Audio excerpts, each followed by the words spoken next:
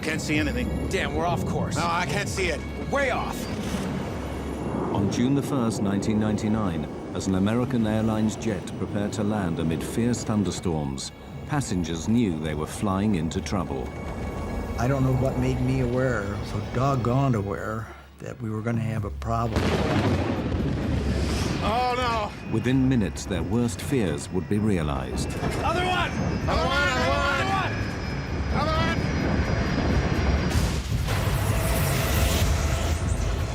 I'm yelling, get away from the plane. Run. Get away from the plane. I don't know where we're at, but there's a road that goes around the airport. Well, we got a lot of people hurt. This film tells the story of a tragic and avoidable disaster. The investigation would reveal a lethal combination of pilot error, the devastating effects of severe weather, and a dangerous race to keep the plane on schedule. It would also uncover disturbing evidence of an industry-wide failing, one that could kill again at any time.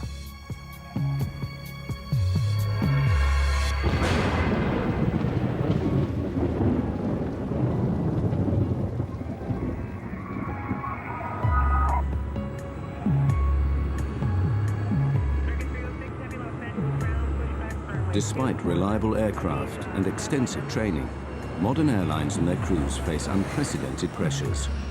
Intense industry competition demands that the whole system, from the flight planners to the pilots, be efficient and on time.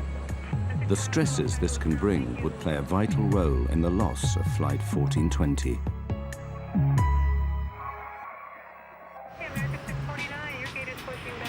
For a large operator like American Airlines, the pressures start with the complex task of scheduling their vast fleet. Dispatchers direct the planes around the world in a carefully choreographed dance.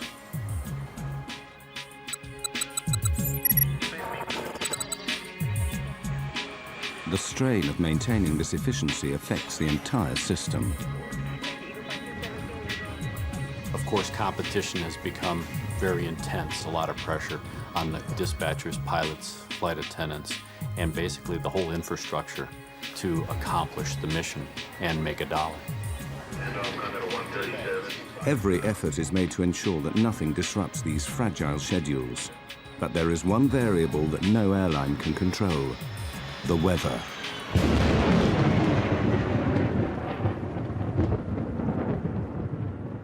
The southern states of America are especially prone to severe weather. Storms not only cause delays, but pose extreme dangers to commercial jets. Delays, scheduling problems, and fierce thunderstorms would all conspire to turn a routine flight into a terrifying race against time. On June the 1st, 1999, American Airlines Flight 1420 is running late. The movement of the storms, everything is sliding to the southeast. So yes, we do have a stormy evening headed our way. The delay of Flight 1420 put pressure on the pilots even before takeoff. The responsibility can fall on flight crews to keep a tight schedule on track. Dispatch, please. Yeah, it's Michael Arago. Crews have strict legal limits on their duty time. The first officer warned the dispatcher that they were in danger of running out of time. Duty time limit at around 11:16. The flight had to take off in the next hour or be cancelled. The pilots also became aware of another pressure caused by deteriorating weather near their destination. Pilots had a weather briefing that they got before they departed Dallas-Fort Worth, which provided the forecasts, the weather alerts. The dispatcher and the captain preparing for the flight looked at the weather information and thought they could get to Little Rock before the thunderstorms impacted. The 139 passengers just wanted to get home. I was traveling with my son and my daughter. We were coming home from our vacation. It was my daughter's first flight. The plane was late and there were a lot of delays, of course. It was tiring, it was frustrating, it was late at night. They soon began to sense that Flight 1420 was racing against the weather. As they called for us to board the plane, and they wanted us there and just to get on really quickly. Just get on, sit down, put your seatbelt on, we're going. They did mention that there was bad weather between us and Little Rock. They wanted to get ahead of the bad weather coming into Little Rock. Finally, over 2 hours behind schedule, Flight 1420 leaves Dallas. Unknown to the crew, the storms are already massing around Little Rock. 40 minutes later, 1420 is 100 miles from its destination. At this point, the voice recorder transcript reveals a calm and steady cockpit routine. American 1420, you gonna still want lower? So far, it's okay. So far, so good, ma'am. American 1420 will let you know. The first officer on American 1420 was a new hire. He had just recently completed training, and he had been paired on one of his first trips with this management captain. So now you had a very experienced pilot sitting in the left seat with the company, paired with a relatively new hire. Bushman and Origal are clearly relaxed as they plan their approach and landing. 25 for 24, set and armed. Think this stuff's gonna work out pretty well? Yeah, we're almost down to max landing weight. There's a moon out. Or a spaceship. Oh, it's the mothership. Center pump's coming off. All right. The pilots are keeping a close eye on the storms ahead. Onboard weather radar scans a cone-shaped area of sky in front of the plane. Potentially severe storms show up in red. There's your big wad diddly. Yeah, we got to get over there real quick.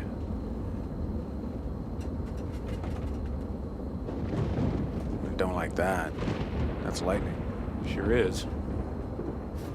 The American Airlines dispatcher issued an update on the shape and formation of the thunderstorms.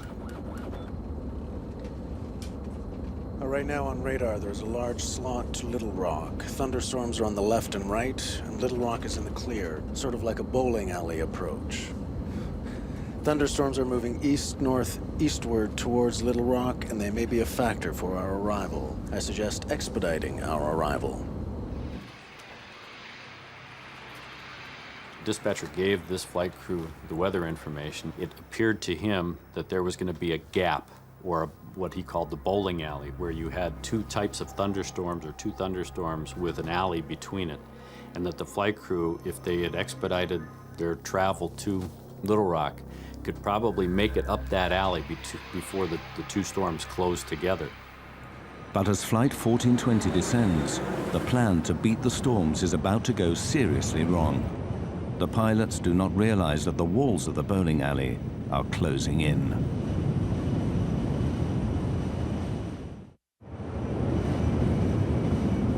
The route flown by American Airlines Flight 1420 is flanked by treacherous thunderstorms, a corridor the pilots call the bowling alley.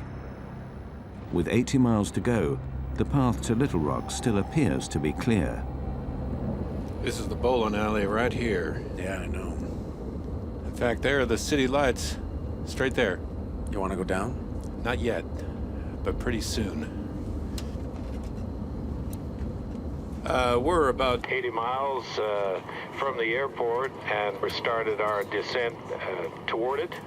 Quite a light show on the side of the aircraft, and we're going to be passing that on our way to Little Rock. It's been a pleasure having you aboard our short flight. And I'd like to take this opportunity to thank you for flying American Airlines. The lightning seemed to be on both sides of the plane. It lit up the inside of the plane. Very quick, you know, just kaboom type lightning, which was a little scary. There was quite a light show off to the left. Normally that doesn't get pointed out. If you go past the Grand Canyon, that gets pointed out, but not a lightning show.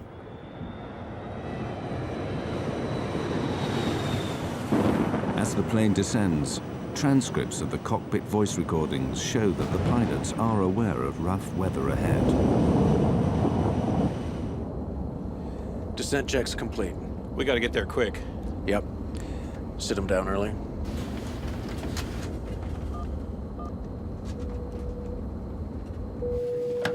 Hello? I think it's going to get a little bumpy here again, if you don't mind. Do we need to sit down? Well, how far through are you? We're almost done, but not quite. Well, finish it up real quick. Okay. I thought it was more turbulent than normal. I remember especially watching the flight attendant, and I was looking at her with amazement. I was wondering how could she hold those trays and pour the drinks and not spill everything. From that point, it just got worse. With flaps 40, 130,000 pounds, 200 feet. As they prepare for landing, the pressure on the pilots will now steadily rack up. Not required. Manual brakes? Manual's fine. At first, as the crew pick their way around the storms, everything seems steady. Yeah, actually, there's a city right there. Yeah. Breaking through this crowd. Good, doing good. Even when the first indication comes that the storms are advancing, the pilots take it in their stride. Whoa. Looks like it's moving this way, though. Yeah. Just some lightning straight ahead. I think we're gonna be okay, though. Right there. Yep, right down the bowling alley. As my friends would say, California cool. Cool. Peachy. Exactly. 1420 at 11.3 for 10,000. But when the pilots contact the controller at Little Rock, he gives the first of a series of alarming weather alerts. Roger. We've got a thunderstorm just northwest of the airport moving through the area now. Wind is 280 at 2.8, gusts 4.4, and I'll have new weather for you in just a moment, I'm sure. Gale force winds are gusting to 50 miles per hour, enough to blow tiles off a rooftop. High winds pose a severe hazard for Flight 1420. Crosswinds could make it difficult to control the plane on landing. The pilots must quickly determine if they're within safe limits. They calculate the strength of the crosswind from its angle to their final approach. All right, so that's 280 at 4.4. Gusts at 44. Right, near the limit. Well, it's 40 degrees off. I mean, you're not out of the limit because of the angle, but that's pretty close. The crosswind limit for landing is 30 knots on a dry runway, but Bushman and Origal now become confused about what happens if it rains.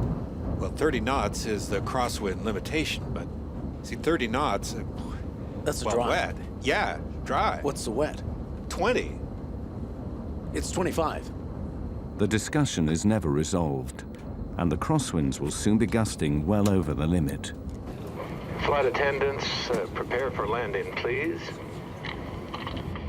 The pilot's attention now returns to the bad weather ahead. He said the storm was to the northwest of the field? You said northwest. Yeah. Lightning strike, you said storm. But the task of tracking the storms is made more difficult by the lack of sophisticated radar at Little Rock. American 1420, your equipment's a lot better than what I have. How's that final for 22 left looking? What's that? We can see the airport, but we can just barely make it out. We should be able to make 22. That storm is moving closer like your radar says. But it's a little farther off than you thought. The controllers are going, well, your radar is better than mine, so forth. The controller in this accident had a monochromatic, or basically almost a black and white set of a radar, and could not determine the intensities of the storm. Just 8 miles from the airport, the pilots now face another key decision: how to approach the runway through bad weather. Controllers routinely ask pilots if they want to land visually, instead of relying on the airport's Electronic Instrument Landing System, or ILS. But a visual approach means they must be able to see the runway, and this is proving difficult. No, we can't really make it out right now. We're gonna have to stay with you as long as possible. Now, as the wind suddenly changes direction, the pilot's problems quickly mount up. The wind's kind of kicked around a little bit right now. It's 330 at 11. Whoa. It's a little better than it was. Yeah, 330 is a tailwind, though. The crew now face the problem of having the wind behind them when they land, greatly increasing the dangers of overshooting the runway. Then the controller calls in with more bad news. Right now, I have a wind shear alert. Wind shear is a sudden change of wind direction over a short distance. It is one of the most feared elements of a severe thunderstorm. To combat constantly shifting winds, the pilots are forced to throw away their previous approach plans and start again. They have to reverse the direction of their approach, so they will be landing into the wind. Yeah, we're gonna need, We would rather go into the headwind, sir. The pilot's decision to land in the opposite direction is a prudent move, but it will create serious problems. Okay, right turn 250. The long way around? Yes, sir. You're a little close to the airport. Yeah, right. 250, that'll work. As the pilots turn to their new approach, the aircraft's weather radar, which scans in front of the plane, loses track of the thunderstorms. Worse still, the turn delays landing by more than 10 minutes.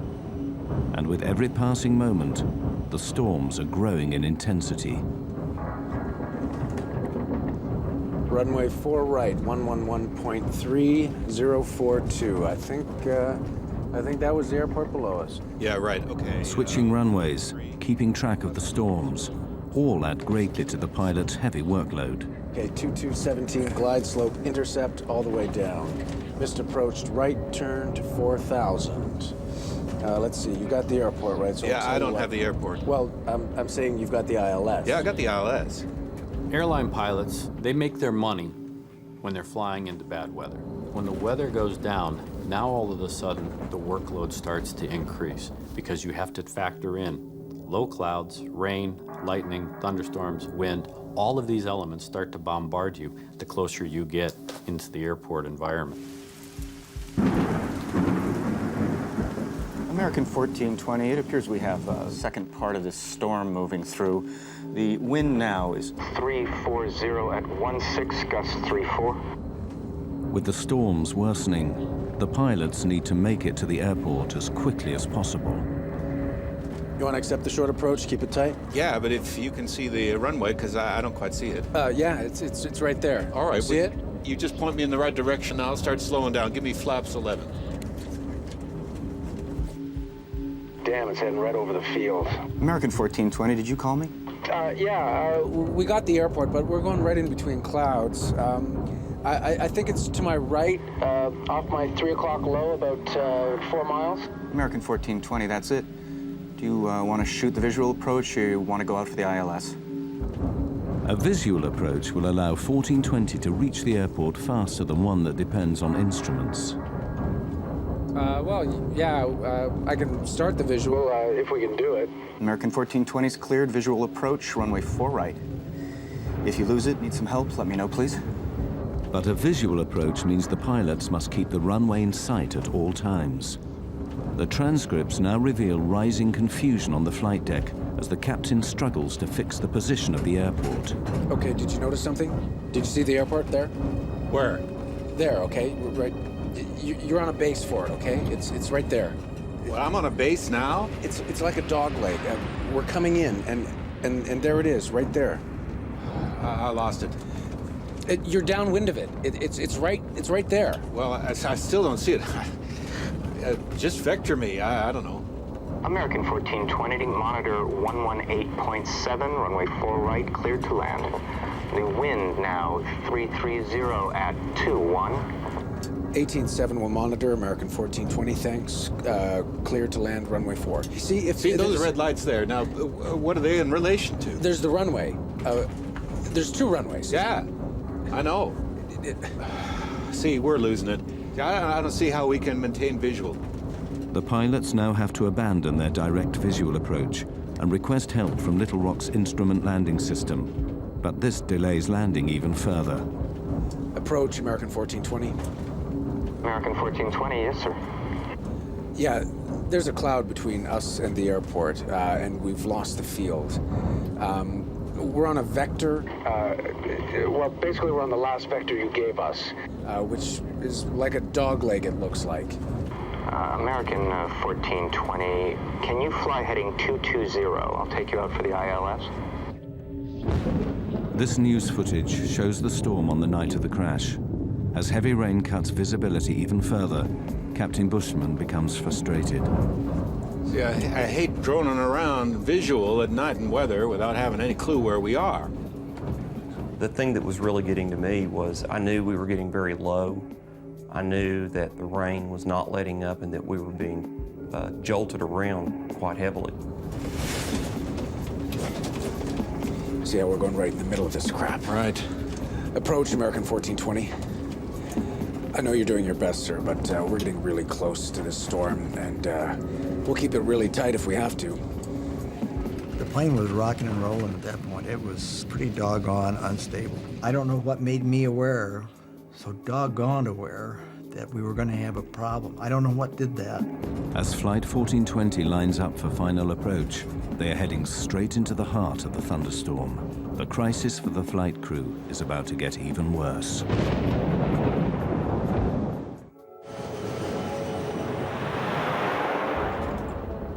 With Flight 1420 4 minutes from touchdown, severe thunderstorms give the pilots another major problem. Blinding rain and thick cloud are obscuring the airfield. The visibility on the runway, known as RVR, is getting dangerously low.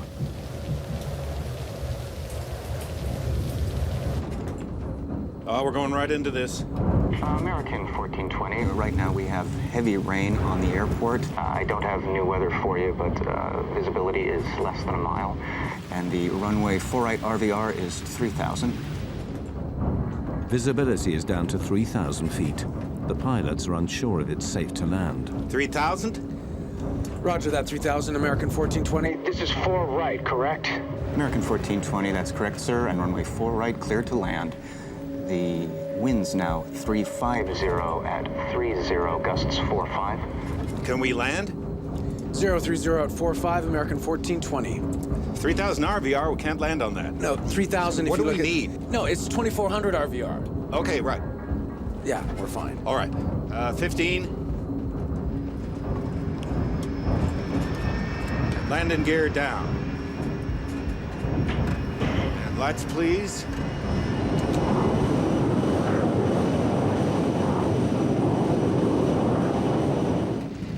As we descended through a very dark black cloud. The rain seemed to be going horizontal.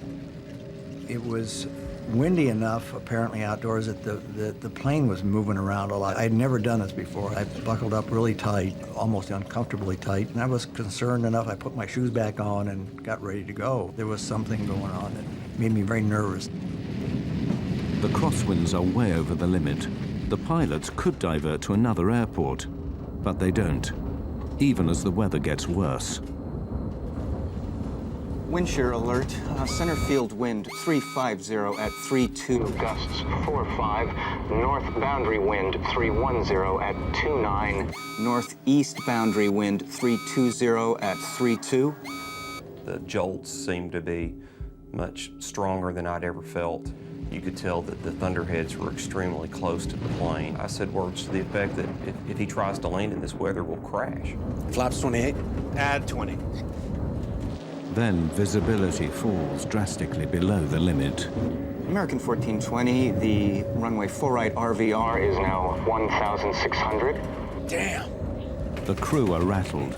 Under pressure, they begin to make mistakes. Can't see anything.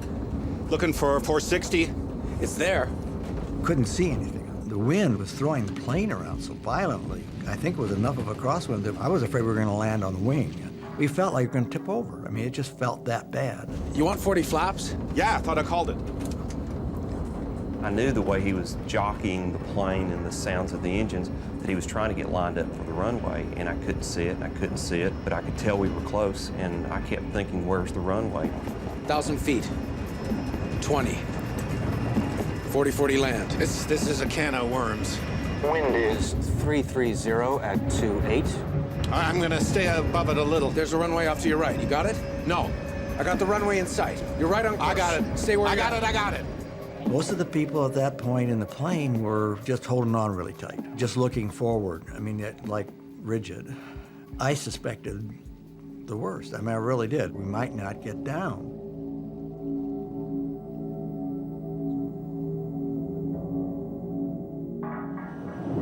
In the midst of fierce thunderstorms, Flight 1420 is about to land at Little Rock. Low visibility and high winds make the final approach treacherous. Wind 330 at 25. 500 feet. Plus 20. Wind 330 at 23. Damn, we're off course. No, I can't see it. Way off. I can't see anything. Got it? Got it! 100 feet. 50 feet. 40. 30. 20. 10.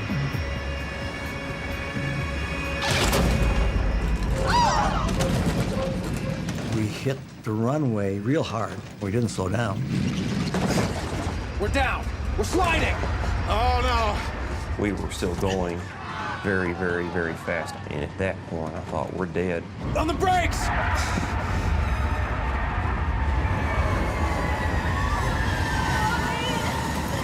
It was just chaos. It was terrifying. Quite literally terrifying. Other one! Other one, other one!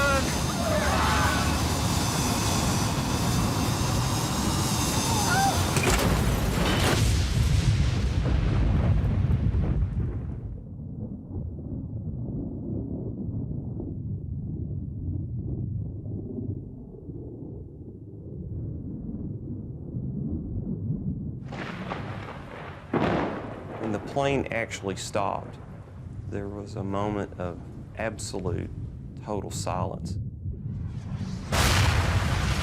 There was fire in front of me, and I could see debris, and it was silent. And I thought, oh my gosh, I'm dead.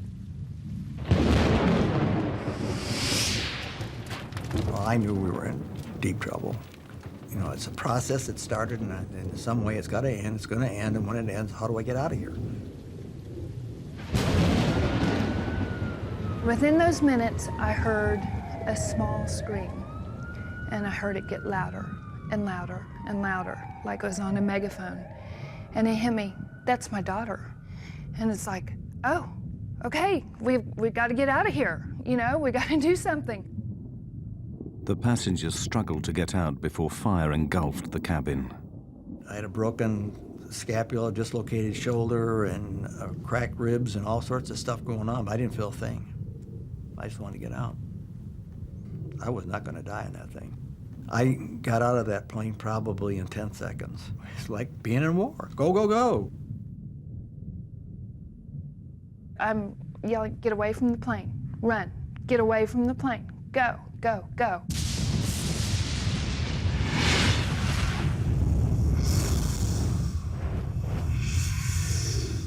Some folks looked like they'd been in an explosion. Their clothes were tattered. I saw a man using his cell phone to call for help. Okay, I don't know where we're at, but there's a road that goes around the airport. Well, we got a lot of people hurt.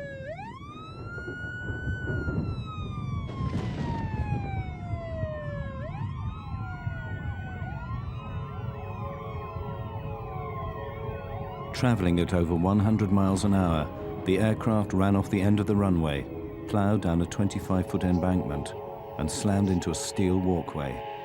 The plane was ripped into several pieces. The wreckage finally came to rest on the muddy banks of the Arkansas River.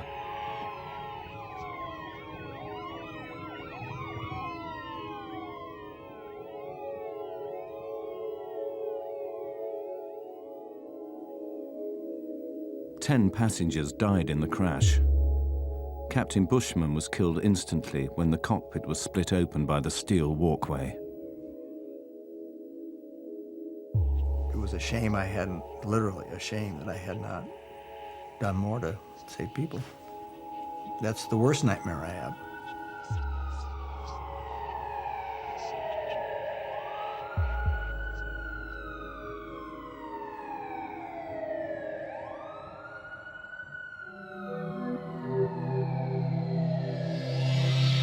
The U.S. National Transportation Safety Board was immediately notified. Greg Fife was the NTSB's chief investigator.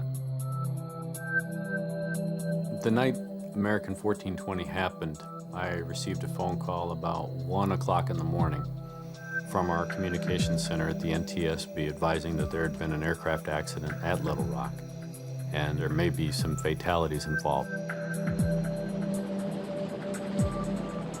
Fellow investigator Don Ike was quickly on the scene. There's a sense of adrenaline as an accident occurs like this, where you're being launched to the accident scene. And there's a strong urge to get there, to try to find out what happened, to document the facts so we can prevent it from happening. The NTSB set up a command center close to the site.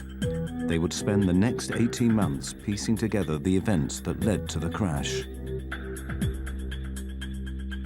We did have a basic idea when we got on scene of what had happened. We just didn't know why. We knew the airplane went off the end of the runway. We knew that the pilots couldn't stop it. We knew that the aircraft was destroyed going through this catwalk. We knew that the subsequent post-crash fire killed people. We just didn't know why at that point. The NTSB worked backwards from the impact, piecing together the sequence of events from the final approach all the way back to Dallas-Fort Worth. The first question for investigators was why the pilots had been unable to stop the plane. Analysis of the tire tracks left by the skidding plane showed a complete loss of control after touchdown. When you look at the width of those tire tracks, you then see that the airplane wasn't going straight, but in fact was sliding sideways. Here you have this machine that weighs 130, 140,000 pounds. It has 100 or so people on it. It is sliding uncontrolled off this runway.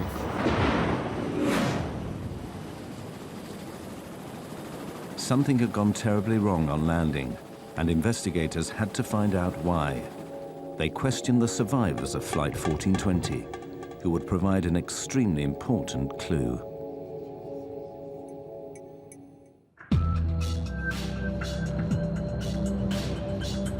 The NTSB investigators needed to find out why Flight 1420 had slid uncontrolled off the runway.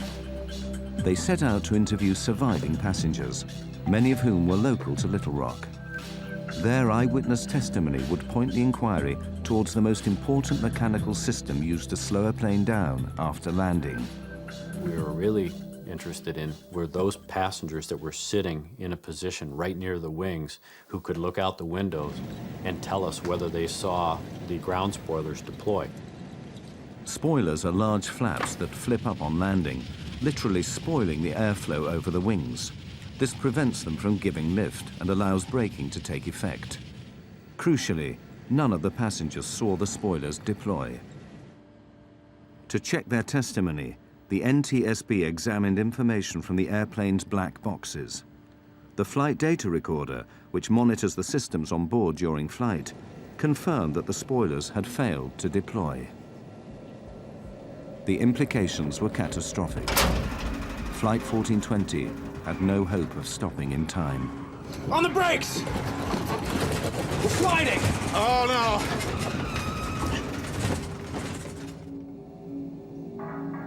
So was the failure of the spoilers to deploy a mechanical problem? Or in the confusion of final approach, was it pilot error? To find out, the NTSB would make clever use of the cockpit voice recorder, or CVR. Make it out. You want 40 flaps? Yeah, I thought I called it. One of the key elements that the CVR team was listening for was the setting of the spoiler handle. We saw on the flight data recorder that the ground spoilers didn't deploy. We wanted to know if the handle had been actually armed or not, and we were looking for a specific click sound. We couldn't find that sound on the accident CVR, which led us to believe that the handle was never in the armed position at touchdown.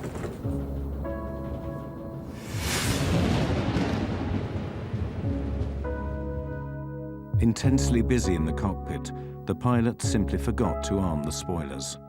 Had they deployed, the MD-80 aircraft might have overshot the runway, but it would have stopped before hitting the catwalk. The pilots had made serious and ultimately fatal errors, but investigators wanted to know why. They suspected that pressures earlier in the flight led to these mistakes. They turned their attention to the weather.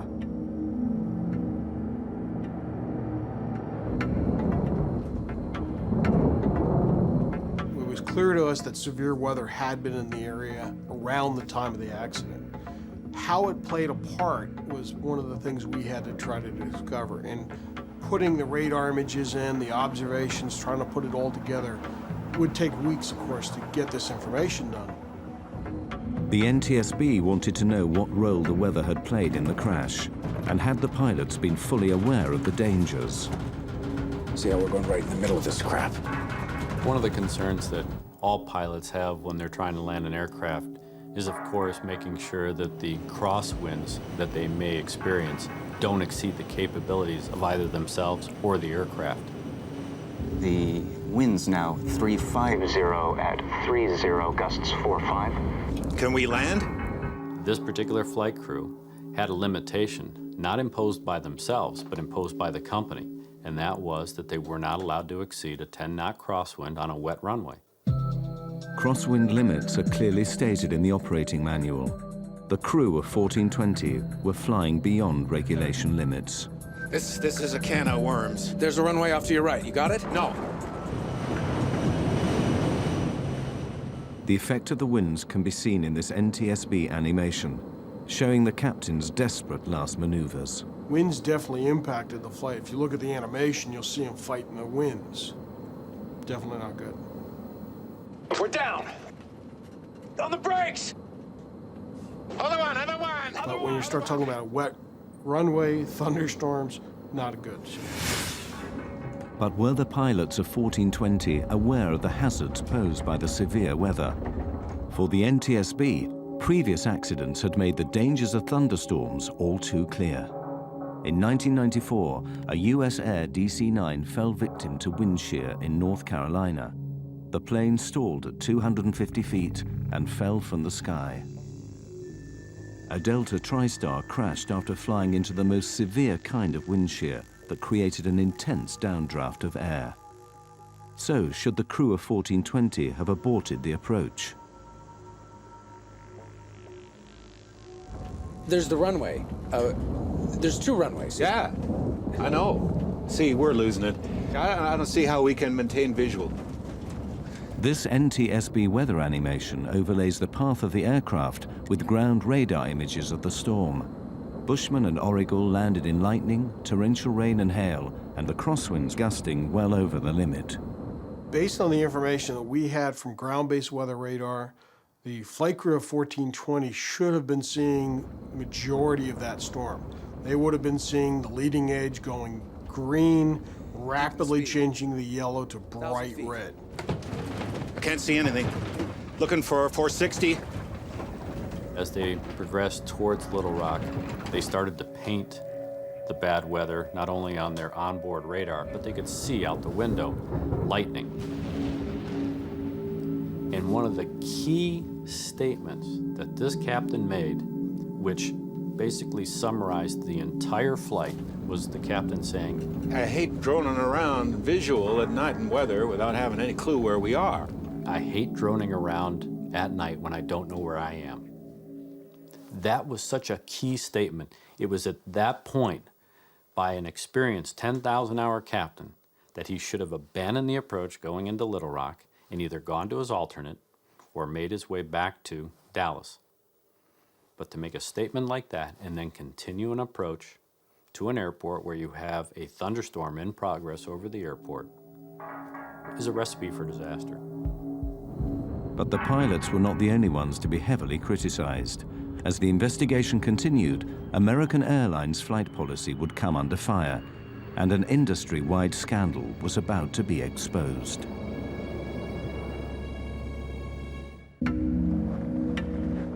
For months after the crash of Flight 1420, the NTSB dug deeper into the circumstances surrounding the accident. The question was, who would take responsibility? American Airlines were reluctant to admit that their pilots had knowingly flown into a severe thunderstorm. Initially, they tried to pin the blame on the controller at Little Rock. Americans started legal action against the authorities responsible for airport controllers. Americans' lawyers claimed that the crew of Flight 1420 had not been given all the current weather information. American 1420, your equipment's a lot better than what I have. How's that final for 22 left looking? But after interviewing the controller at Little Rock, investigators were unconvinced. It's highly unlikely that the flight crew wasn't sufficiently informed about the nature of the weather and the severity of the weather, not only en route, but of course during the course of the landing at Little Rock. The focus turned back on the pilots. Lawyers representing the passengers were determined to get American Airlines to accept liability for the crash. I mean, it is about money in a way, because you want to make them pay. Because I saw the letters that they would write back to my lawyer, minimizing what we had been through, minimizing my daughter's burns, cuts, the psychological effects it had on my son at age 15, and my daughter and me, and just minimizing everything. So you want to find a way to hurt him. Renee Solomons and many other survivors attended the NTSB public hearings held in Little Rock 8 months after the disaster. With the captain dead, the co-pilot was the first to testify. As we went off the end of the runway, I could see the runway lights coming up, and I knew we were going off the end of the runway. I couldn't see anything in front of us, and all I thought was the gear would collapse, and we would continue to slide. It's got to be okay. And then all of a sudden, I felt the impact. Well, I followed it as close as I could. You bet. I mean, I wanted to know what happened. I went to all of the NTSB hearings. I was outraged. I was mad. For me, they didn't ask him the right questions. You know, I wanted to ask him, what were you thinking? Why did you all play chicken with our lives? The co-pilot's testimony was highly controversial. In his account of the final moments of the flight, he claimed to have told the captain to abort the approach, otherwise known as a go-around. Who can call for abandoning the approach? Either pilot. Did you call for a go-around at any time? Yes, sir, I did. It sounds like after reviewing the tape, you can definitely hear the go and the around. It seems like he talked the same time I did, and I looked over at him, and he brought the airplane back on course. However, when NTSB specialists studied the cockpit voice tapes, they couldn't hear this statement. Damn, we're off course. No, I can't see it. Way off. Even though he stood by that statement, we could never validate it. That led to a controversial finding because we weren't really sure if that took place or not. The NTSB asked tough questions of the co-pilot, but was American Airlines training also at fault? Greg Feith put an American Airlines manager on the stand. What were the company rules for pilots flying near thunderstorms? When asked the question, he basically responded that he just didn't want his pilots flying into that type of weather. Our pilots are forbidden to enter or depart a terminal area blanketed by thunderstorms. To the NTSB, this policy simply wasn't clear-cut enough. Well, that's a very subjective call for a pilot. Pilots need boundaries. You have to set limits. If there's convective activity, that is thunderstorm activity, it's within 5 nautical miles of the airport, there's lightning, there's wind shear, don't go there.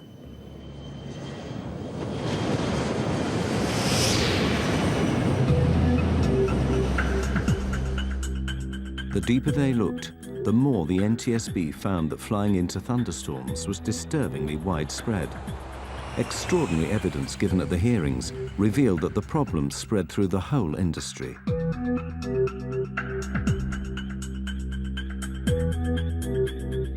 Expert analysts from MIT spent weeks recording the flight paths of planes landing at Dallas-Fort Worth. They waited for thunderstorms and watched how pilots reacted. Their animation plots the planes coming into land, overlaid with radar images of the storms. Anything yellow or orange is a potentially severe thunderstorm. Of the 2,000 encounters with thunderstorms, 2 out of 3 pilots flew into the storm and landed their aircraft. I was very surprised by the testimony at the public hearing, given the fact that they're flying the best equipment, typically have the best training, have the best information available to them. For those decisions to be made to continue into harm's way, it was very surprising to me that they tried to do that. Pilots know that if we go into that thunderstorm, we may not come out of that thunderstorm, and if we do, it may not be basically in one piece. Why did so many pilots fly into danger? The MIT researchers found pilots were more reckless if they were behind schedule, if it was night, and if aircraft in front of them were also flying into bad weather. In the Little Rock case, 2 of those 3 elements were present. It was night, and they were running late.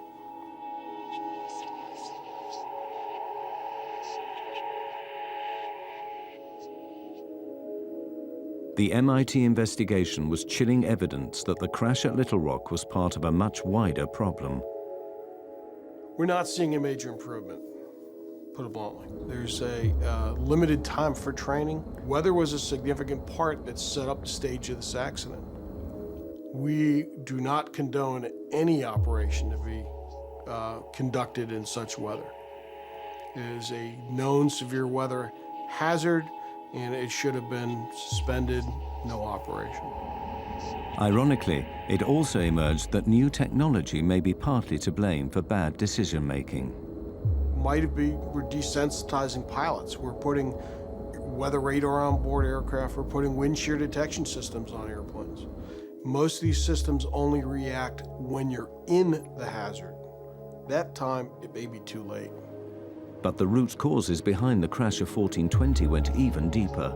Why were the pilots so determined to land? Greg Feith found the answer back at Dallas-Fort Worth, before the flight even left the ground. There he found signs of a deadly condition in aviation known as get-there-itis. There may have been a sense of get-there-itis. The flight crew knew that they were pushing their 14-hour duty day. It had been a long duty day. The airport's right there. Let's try it. Let's see if we can accomplish the mission. Pilots are goal-oriented. We're mission-oriented. We will stick our nose in there to try and see if we can accomplish the mission. Sometimes we will accomplish that mission, but sometimes we get too far into it that we can't bail out. We don't have any more options, and bad things happen. For Flight 1420, the pressures of get-there-itis sparked a fatal series of mistakes and misjudgments. At the end of a long day, rushing to beat the storms and get the passengers to their destination, the crew of Flight 1420 made the basic mistake that cost 11 people their lives. They forgot to arm the spoilers. They were so busy trying to get the plane on the ground that they forgot to do what they needed to do. They didn't have time to do it. After the accident, American Airlines revised their checklist procedures. Both pilots must now confirm that the spoilers are armed, ready for landing. In October 2001, the NTSB published their report. They concluded that the 2 main causes of the crash were first, the decision to land in a thunderstorm, and second, the pilot's failure to arm the spoilers. American Airlines declined to take part in this film or comment on the findings.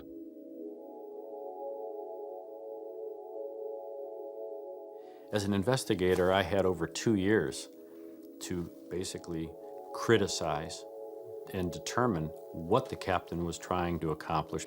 That particular captain had seconds to make decisions based on the information he was getting. And while it's unfair for an acts investigator like myself to start pointing the finger, I wasn't there. I blame them, but I'm not angry per se at them. I don't waste my time with anger on them. They'd got nothing but flack. You can understand it, but I can't understand a person, wanting to kill himself either. We've been out and visited his grave at the Air Force Academy 3 times, and the guy just got caught up in a bad situation. I mean, been there, done that.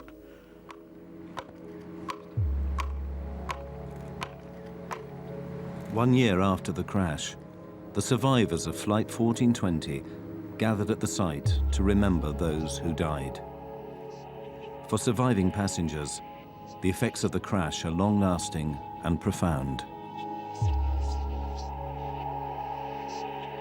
We, as a family, worked long and hard to work through it. We had many talks. It blew apart a lot of relationships. You find out who your real friends are. I cannot do enough to mitigate what happened to the individuals on an airplane. Life is a precious thing, and you're definitely here for a very short time. You know, all of a sudden, your life looks like about a second and a half long. The impact of the crash is something that I try to block out of my mind because I still feel a reaction. People ask me if I'm okay. Well, no, I'm not okay. No, we'll never be okay. I mean, what is this okay stuff? You're different. And deal with it. I mean, that's the way we're going to be. The day after it happened, when Adam and I were in the hospital in Samantha, Adam and I got up and we looked out the window and we just couldn't believe that life went on. We just couldn't believe cars were driving and it was sunny and life went on, you know, because for us, life stopped.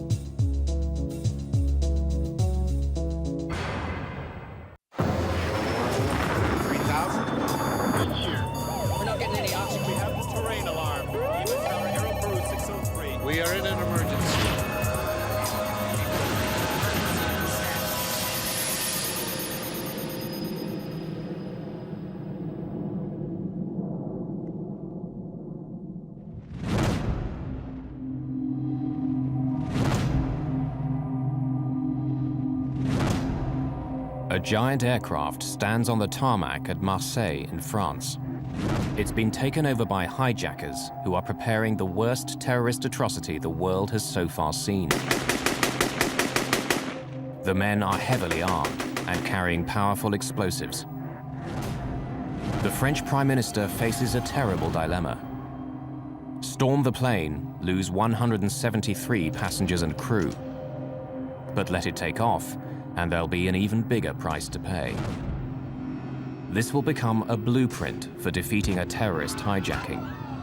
With eyewitness testimony and video recordings, this is the inside story of the hijacking the world forgot.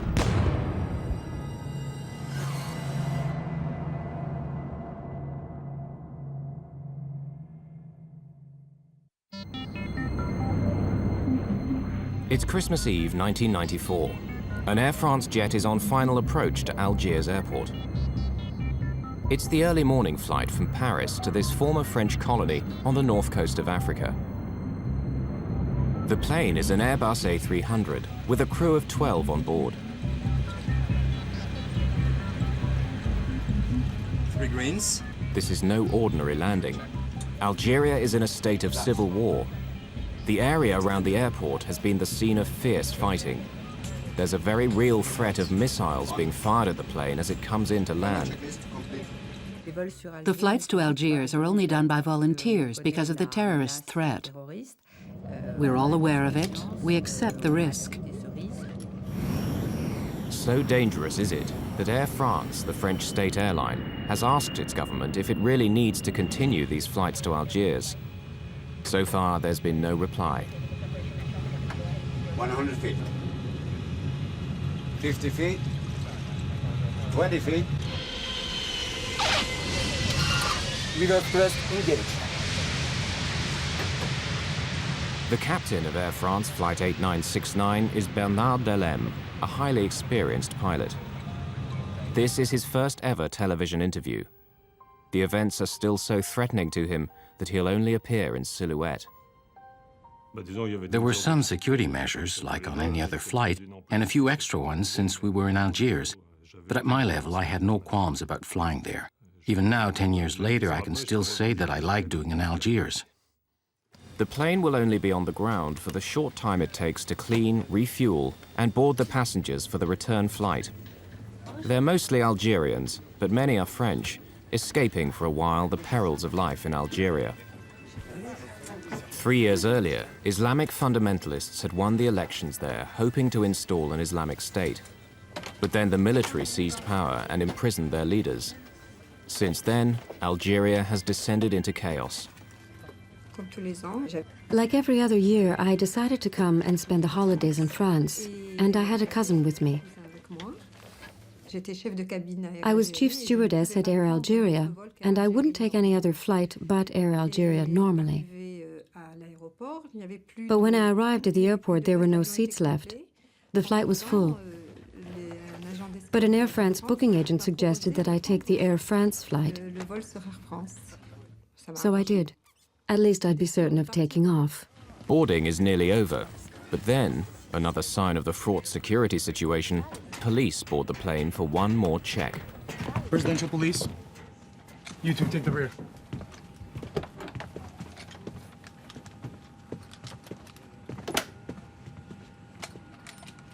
Police, nobody move, please. Presidential police, we're carrying out an identity check. All right. No, you stay here, we'll handle it. It'd be best if I made an announcement. Okay, go ahead.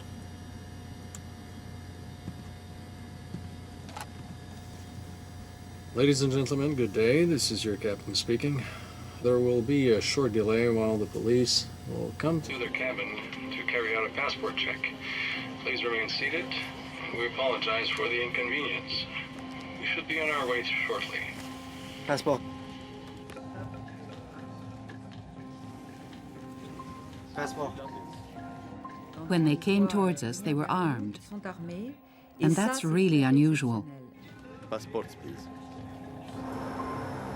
This unauthorized delay to Flight 8969 is making the military suspicious. Algerian special forces, known as the Ninjas, are already heading towards the plane. I looked outside and I could see the ninjas out there, the Algerian special forces. I said to myself, why are there so many of them? Tarut means infidels. And when he said that, I knew straight away that they were terrorists. There it was. All of you, get to the back! Hurry! Shut that voice of Satan! Sit down! You two, don't move! Nobody move! We are not the police. We are Mujahideen. The men are not police, but terrorists. They belong to a violent group of Muslim extremists. They aim to force an Islamic state on Algeria, no matter what it takes. And seizing the plane is part of that plan. Inshallah! When that happened, it was like a rock falling. Like lead. I don't know which. It was horrifying. Look at this! This is a very powerful bomb!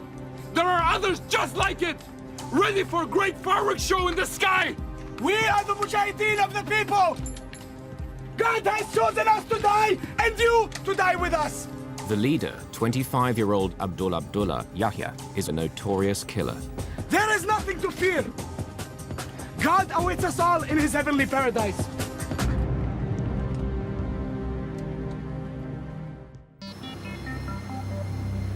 Outside, news spreads quickly, and reporters arrive at the scene. In Paris, the French Prime Minister is urgently recalled from his Christmas holiday. It's an international crisis. I spent the whole afternoon on the phone trying to find out exactly what was going on. It was pretty confused. The Algerian authorities were determined to get tough, and it was difficult to discuss the problem with them. Give me your jacket, Captain. Back in Algiers, the terrorists decide to put on the flight crew's uniforms to confuse any army snipers. Meanwhile, in the cabin, one of the terrorists is not happy with what he sees. Cover your head! Cover your head more! You too! Their Islamic customs were not being respected. Men and women sharing the same toilets, sitting next to each other. And above all, women with their heads uncovered. That was intolerable for Lotfi. and it threw him into a rage. Lotfi's character is very peculiar. We called him the madman because really he was always on a knife edge. He had fits of rage. He was always on the brink of fury. What he saw there in the cabin was intolerable for him. He had to cover these women up. Now, 2 hours into the hijacking, the terrorists want to talk to the Algerian military. You in the tower! We have taken control of this Air France flights. We are the armed Islamic group. Do you hear me? Do you understand? Do you hear me? What is wrong with this thing? They don't hear me. They couldn't hear you because you both talked at the same time. You have to start again. You tell them. Do it. Air France 8969. What do you want me to say? The terrorists order Captain Delem to take off for Paris. They say they're going to hold a press conference there. But the plane can't move. The passenger boarding stairs are still attached, and the Algerian authorities have parked vehicles to block the runways. Air France 8969. The passenger boarding stairs are still in place. Please remove them immediately. They meet with a blank refusal. Things are starting to go wrong for the hijackers. The Algerian strategy is not to give way on a single point, but it's a dangerous policy, as they are soon to find out. We are going to blow up the wall! We are going to blow up the plane and everyone in it! Do you hear me? Do you hear me?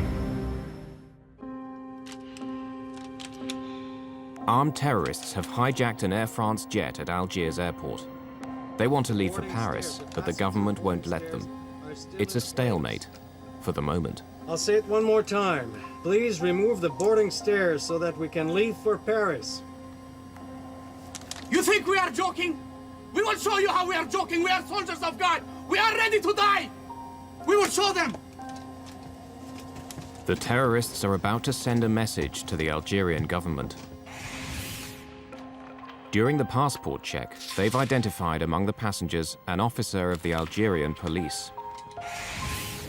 Then 2 rows behind me, there was a policeman. Can you come with us, please? We need your help. He asked the policeman to follow him. It's crazy, I don't know if he knew, but he was very hesitant. He was walking, but reluctantly, because he didn't know what was going to happen to him. Open the door, please.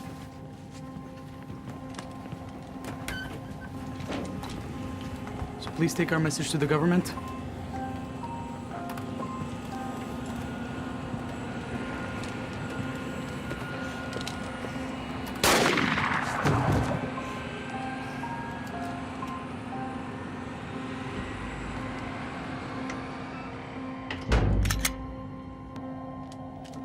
Few passengers are aware of the murder, nor are the pilots. The first contact we were allowed with the cabin was when a stewardess was allowed into the cockpit to see if we wanted anything. I said, we'd like a glass of water, because it was hard to swallow, as you can imagine. Our throats were very dry. Just then, she whispered to me, they've already killed a passenger. I was dumbfounded because we had no idea. We'd heard nothing. But the passengers are growing more concerned about what's going on outside. There are signs that the Algerian Special Forces are preparing for an armed assault.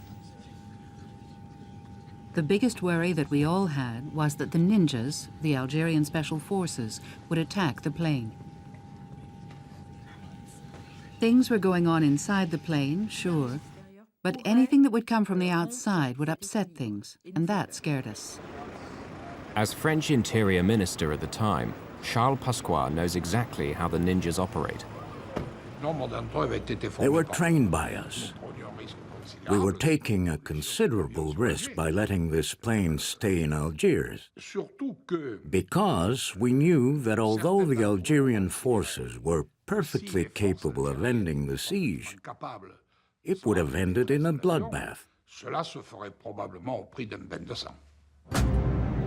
The Algerian military maintain their hard line, so the terrorists are about to raise the stakes again. Another passenger must die. When they came for the second passenger, we knew things were going wrong. This passenger, he was different. He was Vietnamese, a diplomat. He was the real foreigner on this plane. This passenger was not cowed by their terror, and that must have bothered them. The Vietnamese diplomat believes that as an outsider, he's being released.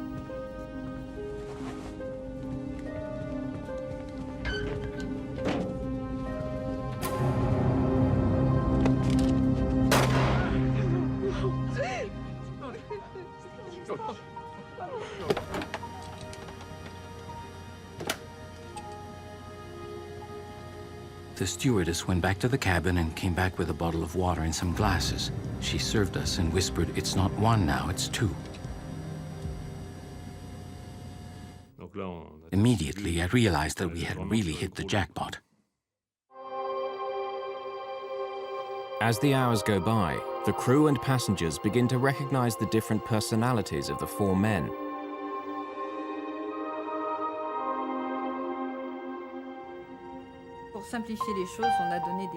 To make things simpler, we gave them names. Yaya gave us his name straight away, so that was easy. He was in charge. He looked a little bit like a student.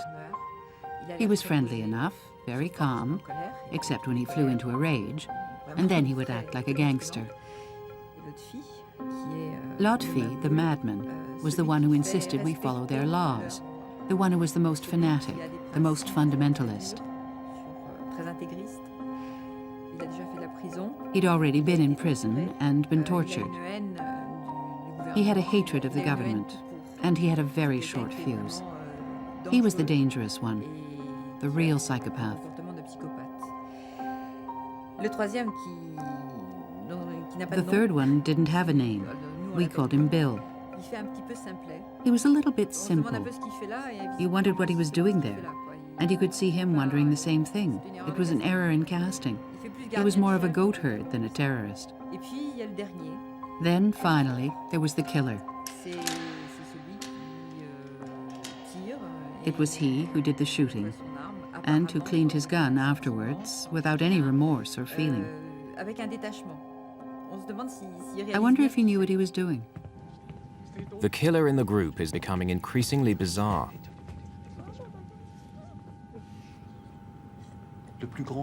The tallest one, the killer, when we passed each other on the plane, he would take me by the neck and kiss me on the forehead. And later on, the meaning of this was more or less confirmed to me. People told me that this could be seen as the kiss of death. Finally, Morin plucks up enough courage to voice his fears. Can I say something? I want to ask you a favor.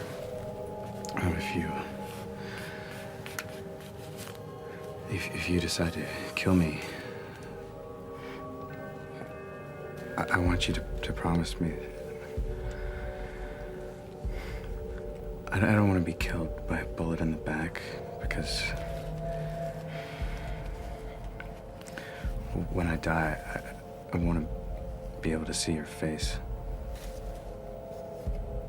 What are you afraid of? Well, it's impossible not to be afraid with what's going on the plane. You don't need to worry. Because if I kill you, you will be a martyr. You will go straight to paradise.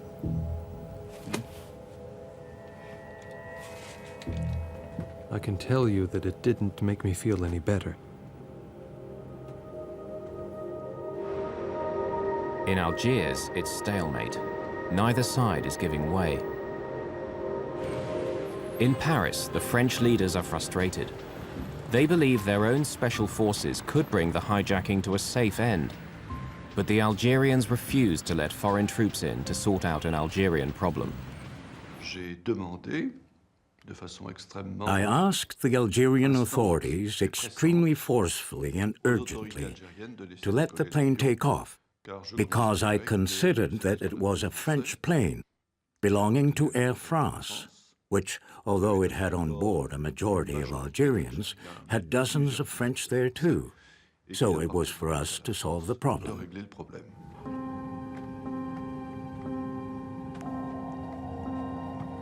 Night falls. Air France Flight 8969 is pinned down by spotlights. The passengers have now been held hostage for 7 hours. Initial panic has given way to a tense calm. Few realize that 2 passengers have been murdered. The crew is working hard to defuse the situation. All these buttons, like here, for instance, it's the APU, auxiliary power unit. The role of a crew in these conditions is to keep things calm, to earn trust, to keep things going, which is very important. At the start of a hostage-taking, it's always violent. You have to buy time, to calm people, to show what you're like, to find out who they are, and so on. And then try to gain their trust.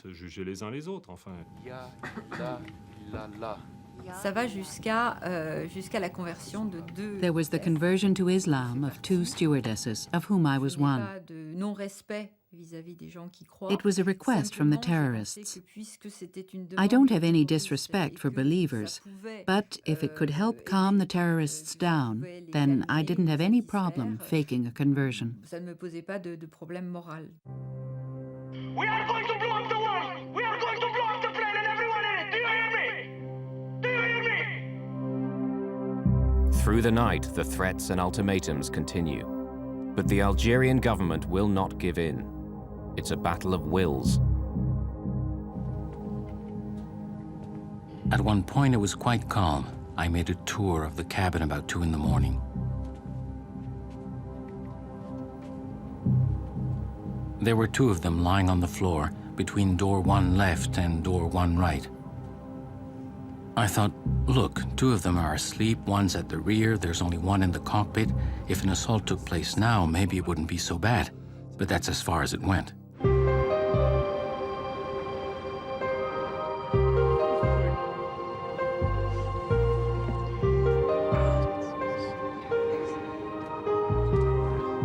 After a restless night, the passengers wake up.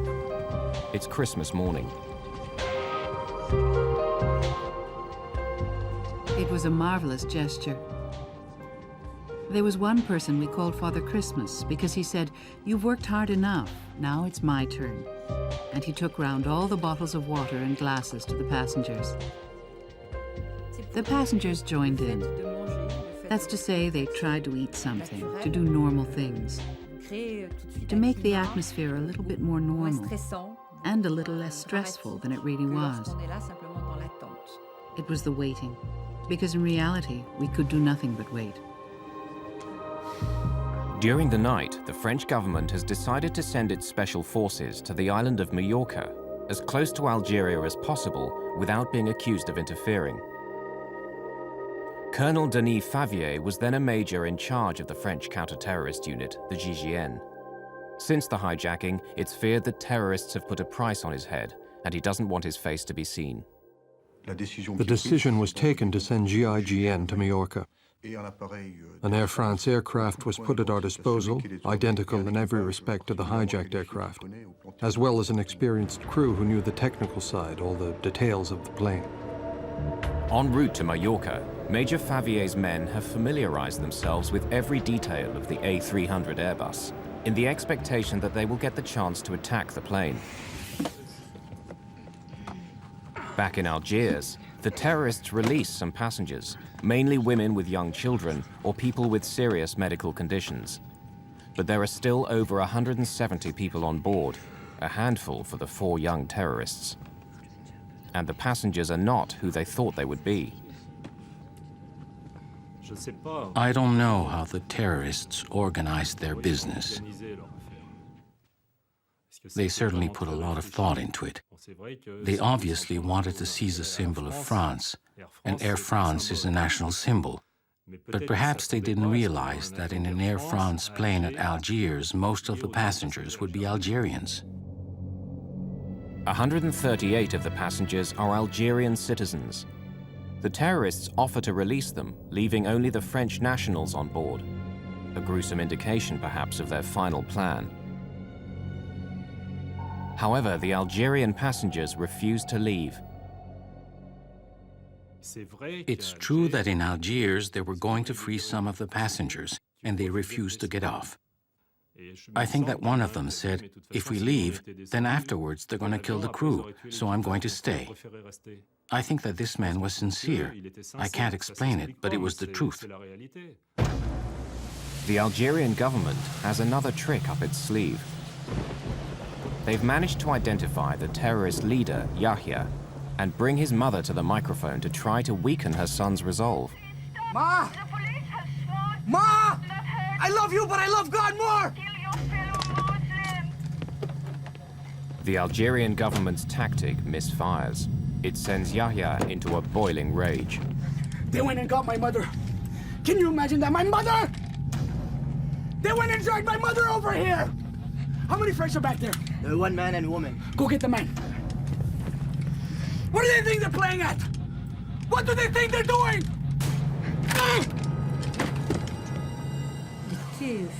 He was furious. He had no intention of changing his mind. Even the love of his mother, even his mother couldn't do anything. Until now, the terrorists haven't targeted any French citizens. But their time has come. 2 staff members of the French embassy are on board, a secretary and a young chef.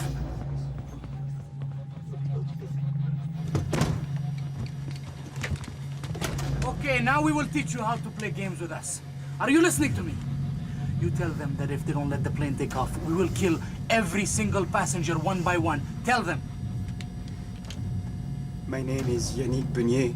I work at the embassy. They're threatening to kill us. If you do nothing, they'll start the executions. You've got to do something, and quickly.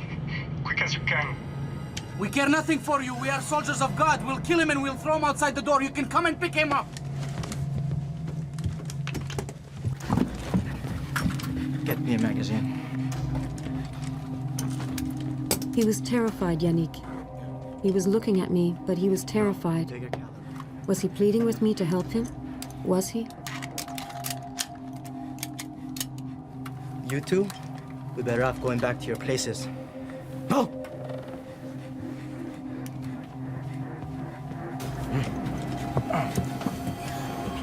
I was saying to myself, no, it's not possible. It can't happen like this. It's not possible.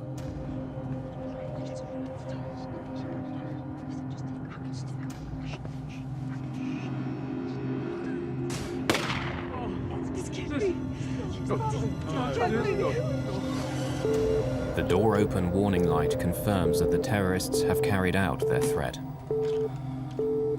Air France 8969. You happy now? See what you get when you play tough. On a assisté à distance. We witnessed at a distance the execution of this man. C'est quelque chose qui a été qu'on avait vécu. It was something we lived through with great emotion in Paris, because we were patched into the conversations between the plane and the control tower. The French government can no longer stand by and do nothing. Prime Minister Balladur gets on the phone and threatens his Algerian counterpart.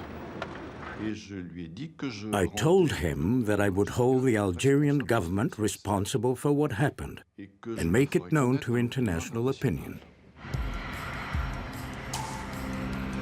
Balladur's threat works. The Algerian president caves in. Finally, after 39 hours of terror, Flight 8969 can leave for France. Just then, there it was. We could leave. In the plane, there was a joy you could not imagine. And really, this impression that that was it. We'd succeeded. We had all succeeded and we were going to be saved. We were leaving Algiers.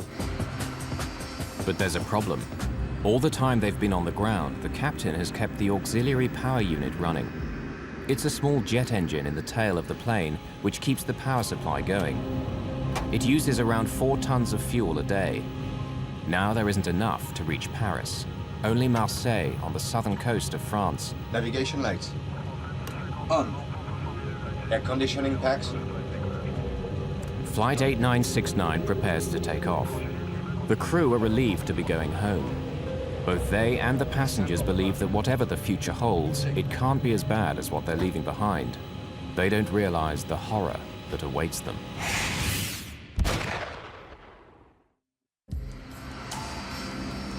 After 2 days of terror and the death of 3 passengers, the Algerian authorities are allowing Flight 8969 to leave for France. The terrorists say they're going to hold a press conference there. Before takeoff checklist completed.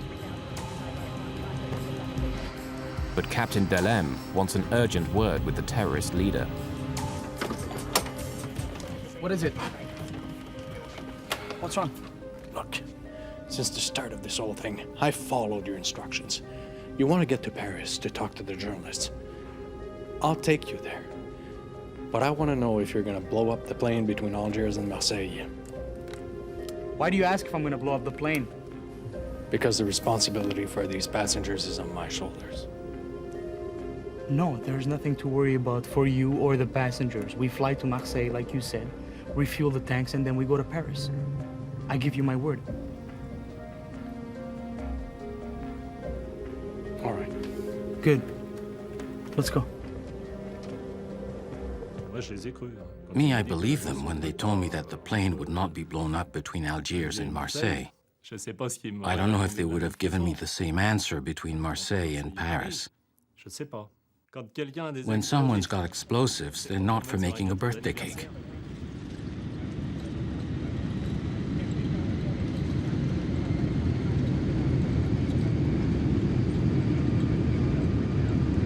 We have 2 terrorists strapped in their seats in the cockpit, and they're so excited. They're like kids, excited, happy.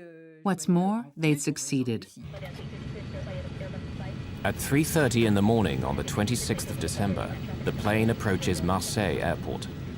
They're unaware that Major Denis Favier and his French special forces have got there ahead of them from Mallorca and are now planning a showdown. Normally you arrive on ground that's held by the enemy. But here it's the enemy who's going to arrive on ground where you are in total control. And that's a key element in the success of the operation. 50 feet. 20 feet. For the terrorists, it's the magic moment. We are landing in France. We'll get fuel. We'll get provisions to take off again and go to Paris, because that's the objective. The airport is very dark. There are the lights of the plane and the little car, the Follow Me car, which we follow, and we do not go to the terminal. The plane is being deliberately led away to a remote corner of the airfield. Tension is very high because the French government has received some alarming news. While the plane was flying towards France, we received other information, according to which the terrorists planned to use the plane to carry out an attack on Paris.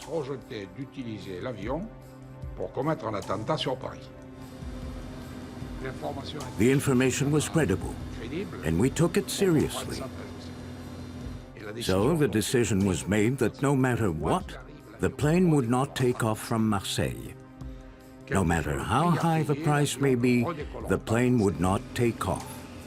We picked a very precise spot for the plane to park, and then we just played for time.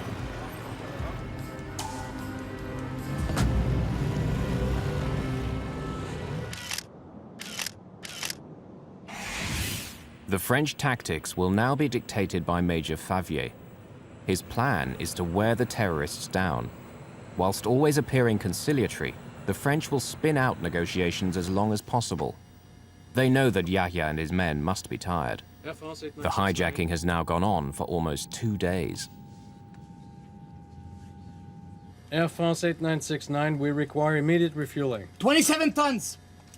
27 tons. The terrorists have learned from the flight crew that 27 tons of fuel will fill the tanks, far more than the 9 tons needed for the journey to Paris. It appears to confirm the intelligence report that the plane is to be used as a firebomb. They say it's not possible because of the killings, because of what happened in Algiers. It's in all the papers. The workers who do the refueling are afraid. They won't come near the plane. Tell them we want to go now. We'll do a press conference in Paris.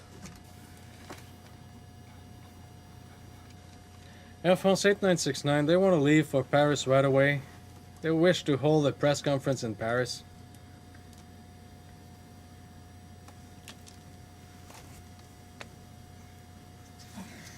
You say, why go to Paris while all the international press has come here to Marseille? They're all here. Why do a press conference in Paris? There's no point. We can do it here on the plane. Major Favier has baited the hook. Will Yahya bite? Tell them we want CNN. Tell them we want CNN. Air France 8969, they want to speak to CNN. The terrorists agree to a press conference aboard the plane, little realizing that it's all part of a clever plan. Tactically, this press conference was important because it enabled us to get some of the passengers moved to the rear of the plane. The negotiators asked that the front of the plane be cleared for the press conference.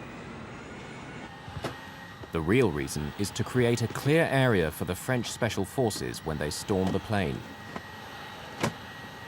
Because what the terrorists don't realize is that the plane's doors can be opened from the outside. Are they coming? No, not yet. By now, the plane has been sitting on Marseille's taxiway for 12 hours. The French special forces know how many terrorists there are and where they are. It's believed the French special forces planted microphones on the fuselage of the plane. Now they're waiting for the sun to go down to take advantage of the dark. On the plane, they know nothing of this. They're still waiting for the press to arrive. Tower 8969, everything's ready here. You can send the press now.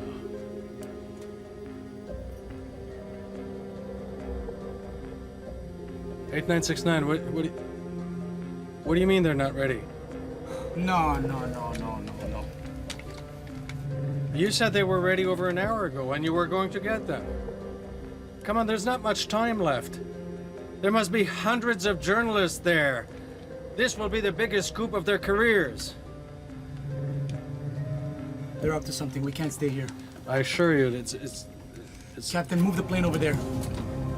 I promise you, we'll be... Captain, move it right now. Do it. Move the plane over there where the other ones are. We'll be fine. I promise. Move the planes! Go over there where the other ones are! Do it! Do it! Let's go. Start engines. Suddenly, all Colonel Favier's plans are in disarray. Yahya, the terrorist leader, now has the initiative. Tactically for us, the situation was very bad. Our positions were based on the plane being parked at point A, and all of a sudden it's at point B. So we have to reorganize very quickly. Captain Delem is forced to park right at the foot of the tower, close to the terminal and other flights. If they blow up the plane now, the casualties could be enormous. Tell them it's too late now! There won't be a press conference. It's too late. It should have been done. Tell them to fill the tanks. We're leaving. They have until 5 o'clock. At 5 o'clock, we're taking off.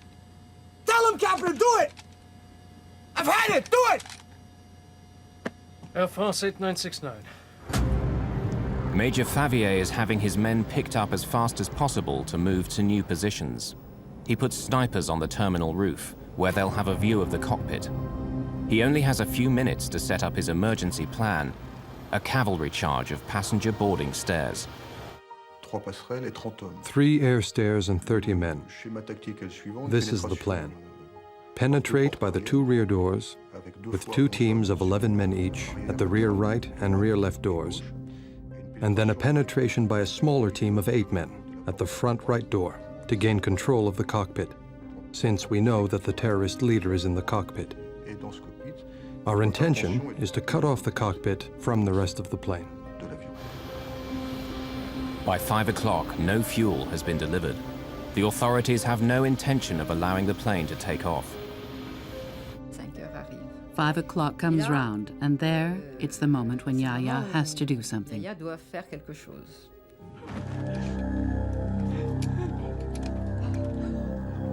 Yahya enters the cabin to choose his fourth victim, but he seems reluctant.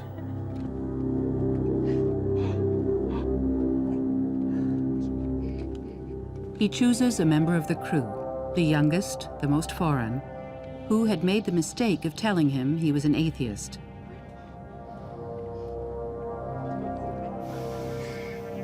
I don't want to do this, but I got no choice.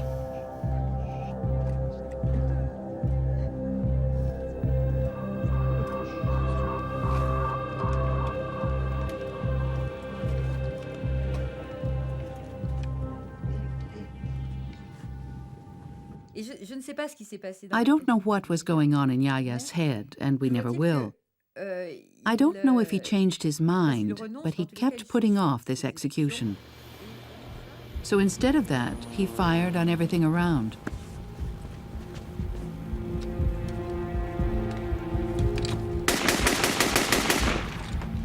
The hijackers know they are in the endgame. But then they discovered there was a public address and they started reciting verses from the Quran. It was very difficult because it was the prayers for the dead. We had to prepare ourselves for death. We were going to die as martyrs. God was waiting for us. There was silence, and all of a sudden it was a state of panic. The terrorists know the French negotiators are in the control tower. They decide to send them a message.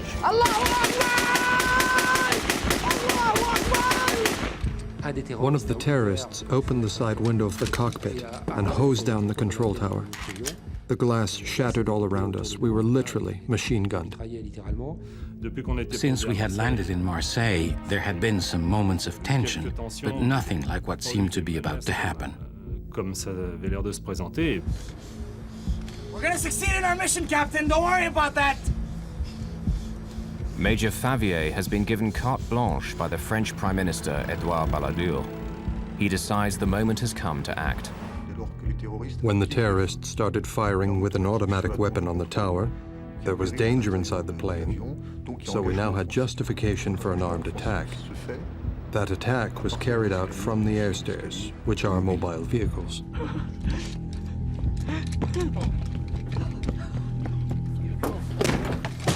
They're coming! The Taru are coming! At that moment, everybody understood, them and us, that it was the beginning of the assault. The cavalry charge is underway. This is actual footage of the attack. There are 8 of us on the front right air stair. The first air stair gets to the aircraft. There's a small problem with the height, as it was a little bit higher than the door. The door hits the top of the air stair, a slight step back, the door opens, the air stair touches the plane, and the group goes in. Then it's the apocalypse. Get down! Get down!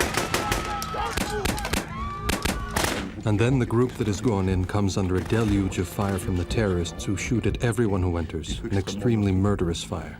There's not a moment's doubt about the nature of this gunfire. They are shooting to kill. At the rear of the plane, the other 2 squads of Favier's men enter. So I hear, hands on your head, don't move, hide, get down as low as you can. I just wished to escape. The situation we were in was extremely violent, so I pulled the overcoat I had over my head so I wouldn't see the tracer bullets whizzing past, nor what was going on around. Hundreds of bullets are whistling through the cabin. Grenades are exploding. There's smoke and confusion everywhere. I was in a rather bad spot, so I tried to make myself as small as possible. You stop breathing, and you imagine that you're hard enough to stop the bullets. The snipers on the terminal roof can see the terrorists in the cockpit, but frustratingly can't get a clear shot. The co-pilot is blocking their view. But that problem is about to be solved.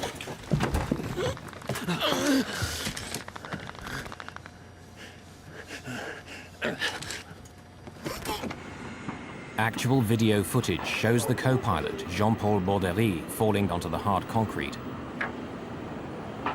Yet he still manages to stagger away to safety.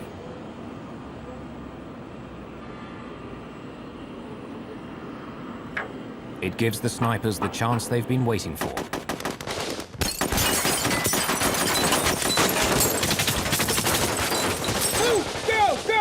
At the rear of the cabin, the French Special Forces is evacuating the passengers through a hail of gunfire.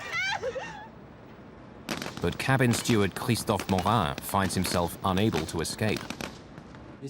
I tried to take with me a woman, a passenger who had been sitting next to me, but she was too fat. She could not come. So we just held hands. Unbelievably, only a few minutes after the assault began, most of the passengers have been rescued. By now, only one terrorist is left alive, but he's going down fighting.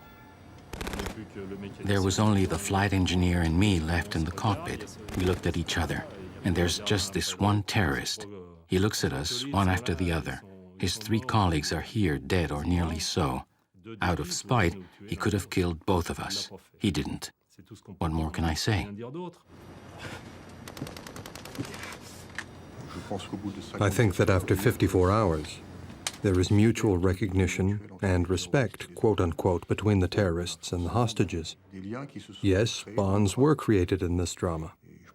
And I think these bonds were activated, and that they perhaps contributed to saving the lives of some members of the crew. The French news footage captures amazing scenes of the battle. A GIGN man is blasted out of the plane by gunshots. The final surviving terrorist holds them at bay for almost 20 minutes, but his time and his ammunition are running out.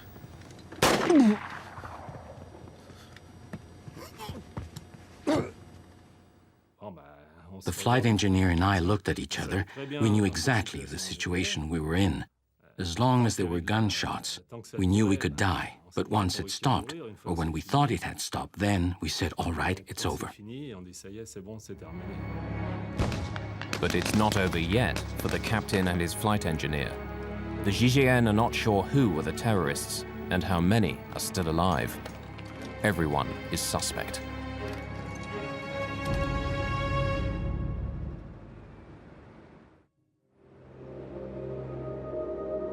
The battle around the cockpit has been so fierce that everyone believes the flight crew are dead. The French Special Forces suspect that any survivors may be terrorists in disguise. The flight engineer is hustled off the plane and handcuffed. Get up! Hands on your head. I'm the captain of the plane. I will get out, but not with my hands on my head. I would never have left the cockpit with my hands on my head. After all I have been through, I would not be punished like a child. When we saw Bernard and Alain come out, we couldn't believe it. Alain was handcuffed and his shirt was covered in blood. He said, I'm deaf, I'm deaf. But we said, yes, but you're alive. We told them, he's our flight engineer, let him go. It was incredible.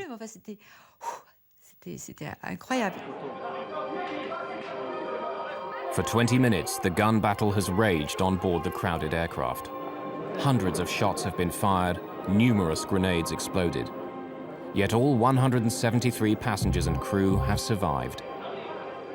Captain Delem himself escaped with bullet wounds to his right elbow and thigh. The crew had a specific responsibility, the duty to save the hostages and to safeguard the plane. The crew in general and the captain in particular, they all rose to the occasion. 9 of the 30 GIGN men have been wounded, 1 seriously. When I assessed the gravity of the GIGN men's injuries, and when we learned that none were fatal, then yes, I could consider that the operation overall had been a success. Out of the 161 passengers who survived the hijacking, only a few have suffered slight injuries. A huge relief to the French Prime Minister. I cannot say that I was calm that day.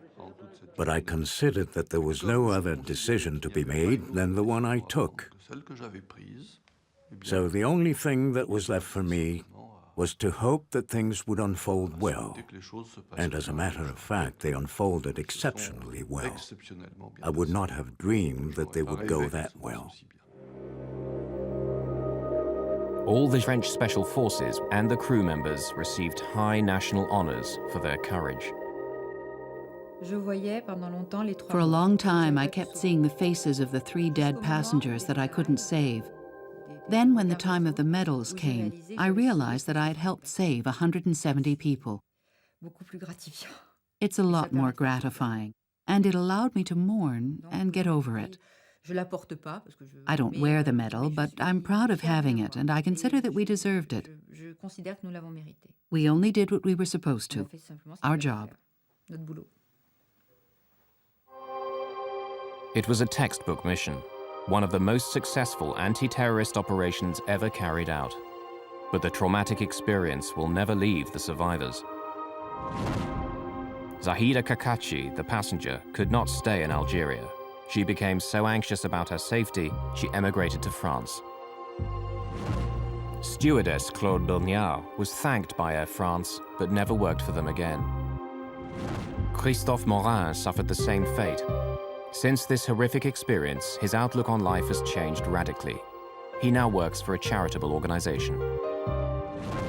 Captain Delem eventually returned to flying duties.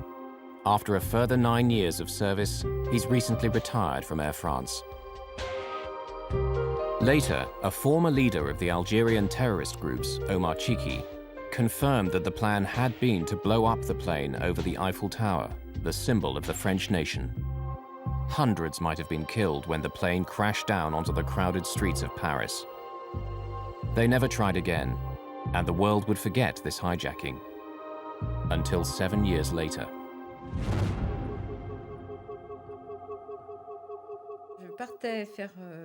I went to do some shopping, and I bumped into a friend who said, "A plane has crashed into the World Trade Center."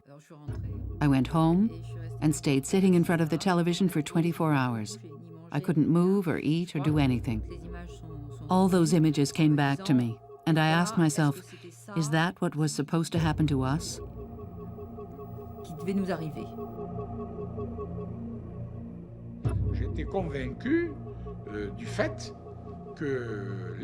I was convinced that the terrorists wanted to crash the plane over Paris. To them, it would have been a great feat. Crashing a plane on the Eiffel Tower or the Élysée Palace would be an extraordinary feat. Above all, I kept thinking, we had apprentice terrorists, boys who didn't understand very well what they were doing.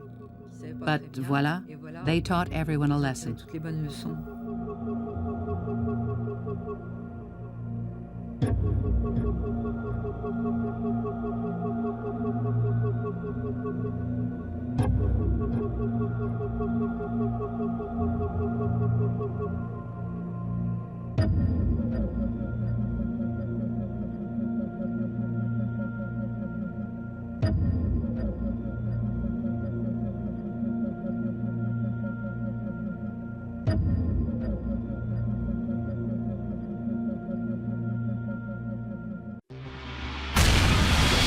A deadly explosion rocks an airliner flying at 10,000 meters. A bomb has exploded on board. Bravo. Oscar, Mike, Bravo. The blast kills a passenger and cripples the plane. The crew struggles to save 293 lives. The bombing sets in motion an international manhunt. While the terrorist prepares to strike again. We're not getting any oxygen. We have the terrain alarm. Even Tower, Aero Peru 603. We are in an emergency.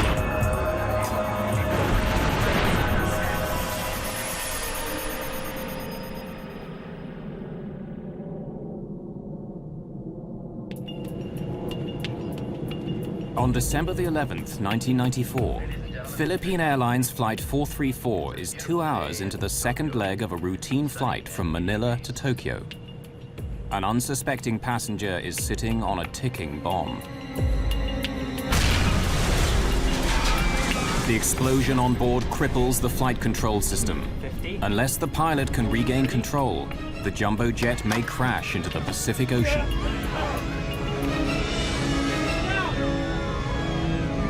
This is Philippine Airlines 434. A bomb has exploded on board. Bravo, Oscar, Mike, Bravo. The bombing is a frightening new development by a terrorist on the cutting edge of science.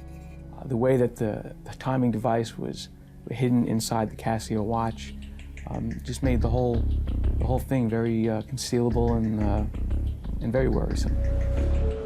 But this is more than the hunt for a terrorist bomber. This is a story of how investigators make a shocking discovery. The explosion on PAL 434 is only a test for an attack on American carriers, an attack that would dwarf every other terrorist atrocity at the time.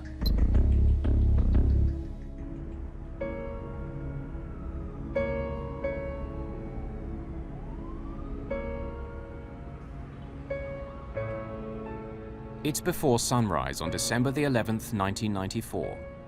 While most inhabitants of this city of 1.5 million have a few more hours to sleep, 26-year-old Amaldo Forlani makes an early start.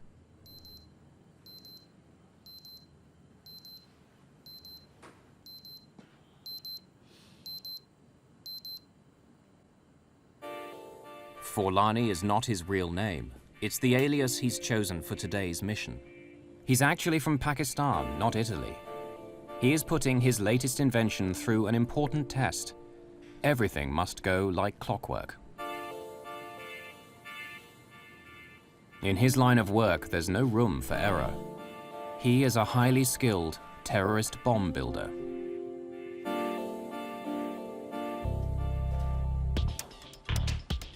He packs the liquid explosive bomb very carefully.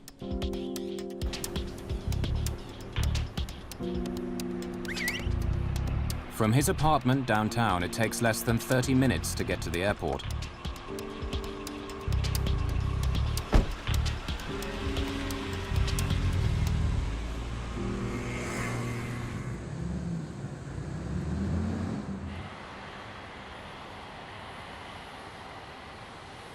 He arrives in plenty of time for his 5 a.m. flight with Philippine Airlines. Before he can board, the bomber must outwit airport security screening procedures. He's designed the components of his bomb to pass undetected by X-ray and metal detection equipment. Or so he hopes.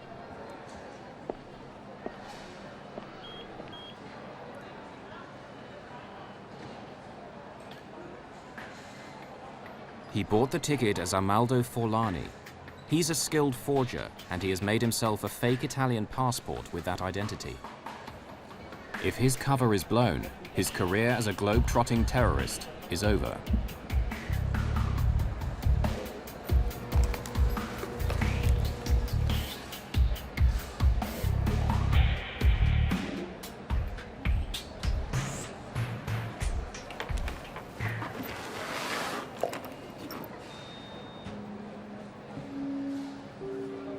Having successfully got the bomb through airport security, he boards his Philippine Airlines flight. The final destination of PAL 434 is Tokyo, but there's a stopover in the Philippine resort town of Cebu, over 550 kilometers to the south of Manila. This is as far as the bomber is flying today.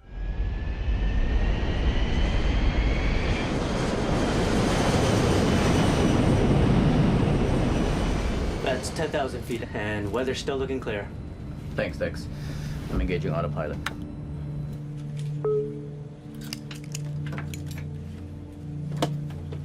Good morning, ladies and gentlemen. This is your Captain Ed Reyes speaking. Welcome aboard Flight 434, flying south from Manila to Cebu and continuing onward to Narita Airport, Tokyo. Flight 434 is under the command of Captain Ed Reyes, a former Air Force pilot who's been flying for Philippine Airlines for 9 years. And our estimated arrival time is now 5:45.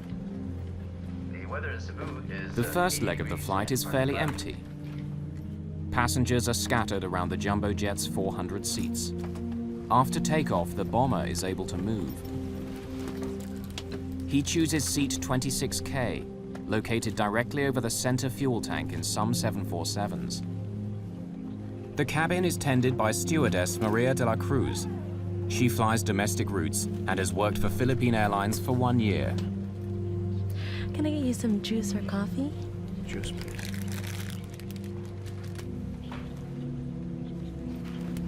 Now the bomber must find a vacant lavatory to assemble the explosive device. Arming the bomb only takes minutes, but requires total concentration.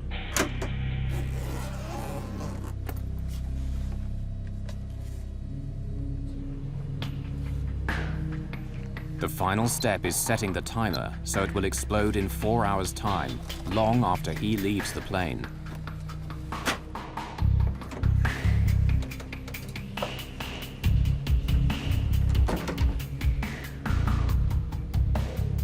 He hides the bomb in the life jacket pocket underneath his seat.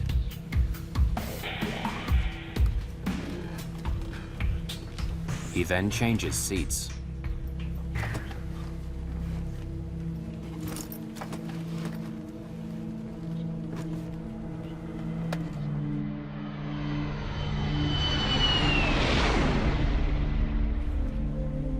When she returns, Maria de la Cruz notices that the roving passenger has moved seats again. She will remember that he left his breakfast untouched, and that the rest of the flight passed uneventfully.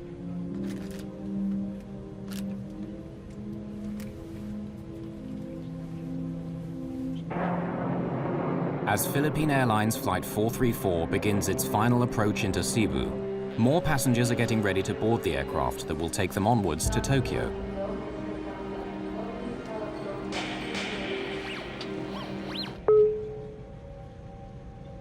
Cabin crew, prepare for landing.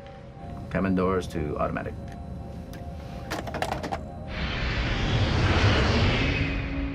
PAL 434 lands in Cebu at 6:50 a.m. and several of the passengers disembark, including the terrorist with the alias Amaldo Forlani. Bye-bye. Thank you. Maria de la Cruz will also leave Flight 434. A new cabin crew will take over for the 4.5-hour flight to Tokyo.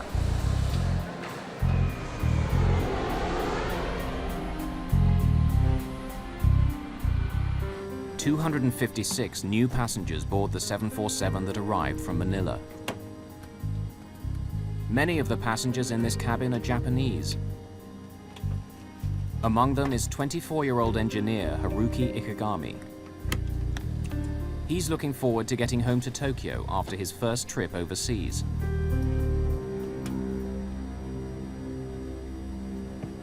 Airport congestion delays the departure by 38 minutes, but the timer on the bomb under seat 26K continues to tick.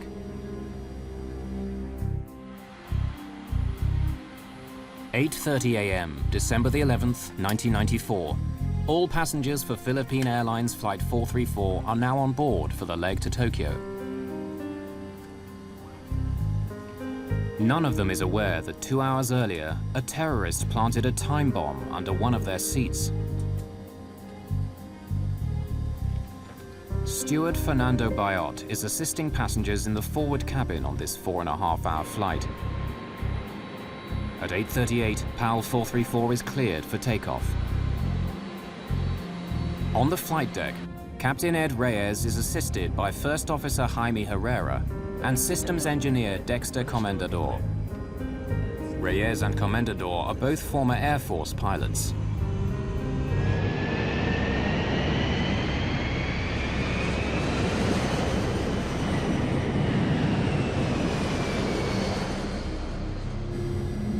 Haruki Ikegami is seated in 26K, the seat occupied by the bomber earlier on the first leg of Flight 434 from Manila to Cebu. Several passengers in this cabin are co-workers, traveling with a Japanese tour group, including Keisuke Aoki and Masaharu Mochizuki. After takeoff, everything seemed normal. We were flying at 10,000 meters. I was reading a magazine, then the meal was served. After eating, I went to sleep. 31-year-old Yukihiko Usui stayed up all night on the last day of his trip, and he's ready to nap after breakfast. He's sitting in row 27, one row behind the seat vacated by the bomber 4 hours earlier. Ladies and gentlemen, this is your captain speaking. It's a beautiful day in Tokyo, sunny and 26 degrees. I expect we'll be landing at Narita Airport in 2 hours' time. 2 hours into the flight, PAL 434 is cruising on autopilot 10,000 meters above Minami Daito Island, southern Japan. To ease the pilot's workload, the autopilot remains on throughout the flight, keeping the aircraft on a constant heading and altitude.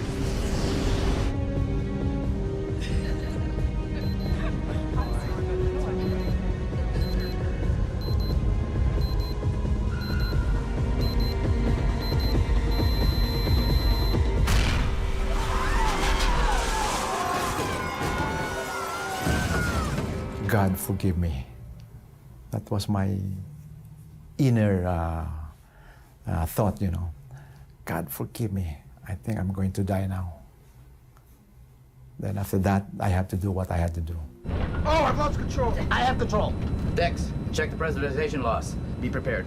Checking QRH for... Although the autopilot instantly corrects the aircraft's bank to the right, the effect of the blast is far from over. There was a loud bang which woke me up. I could feel the plane expanding from the pressure. I saw smoke as well as debris falling like powder. Ladies and gentlemen, please stay in your seat. The injured people were trying to get away from the area where the bomb was.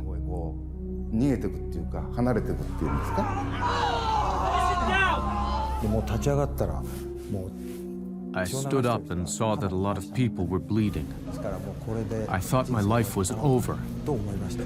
Stay in your seat, please. The cabin crew's first priority is to stop passengers leaving their seats. Yukihiko Usui is sitting in the row directly behind the explosion. Both his legs are badly wounded.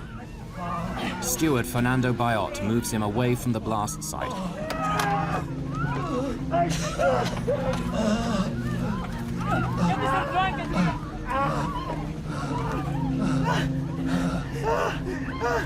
Please sit down and fasten your seatbelt. Bayot now turns his attention to Haruki Ikegami. He has been swallowed by the smoking hole where seat 26K used to be. I saw this man, only his head and his arms were peering out of the hole, so I tried to pull him out. After the struggle to lift him out, Bayot realizes that part of the lower half of Ikegami's body is missing.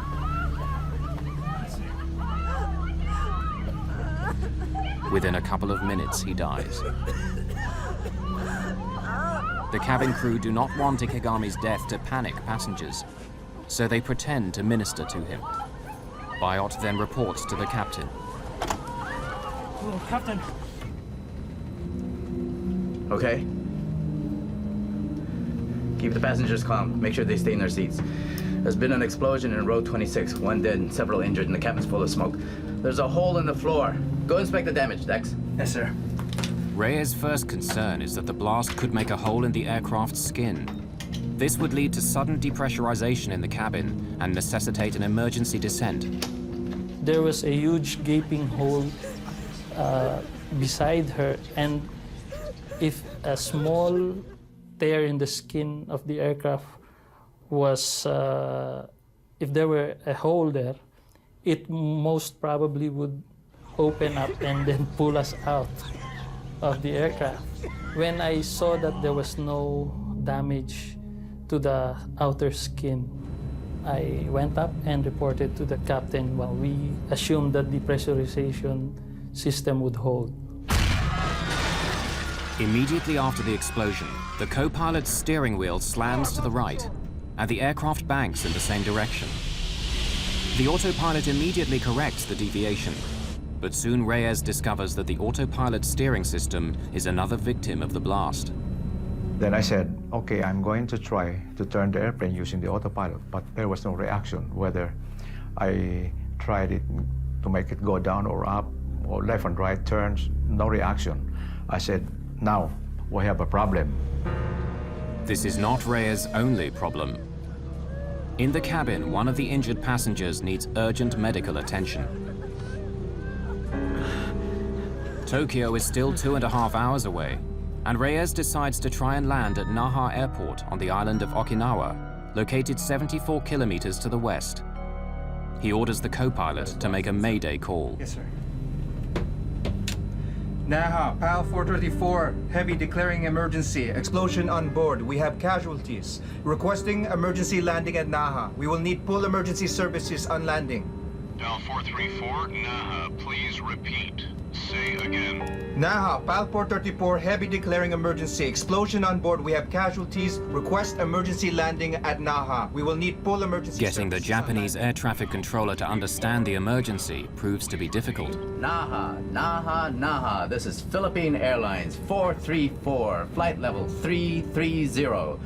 A bomb has exploded on board. Bravo, Oscar, Mike, Bravo. Bomb explosion. Request emergency landing at Naha. And there was silence. Then the controller came in, another controller, an American. Okay, Philippine 434, I'm taking over. The American air traffic controller is from an American base on Okinawa. Turn left, heading. No, I shot back. We cannot turn at this moment yet. We will tell you when we are starting to turn towards Naha. We have problems with our flight controls. Ladies and gentlemen, this is your captain speaking. We will be making an early landing at Naha Airport in Okinawa.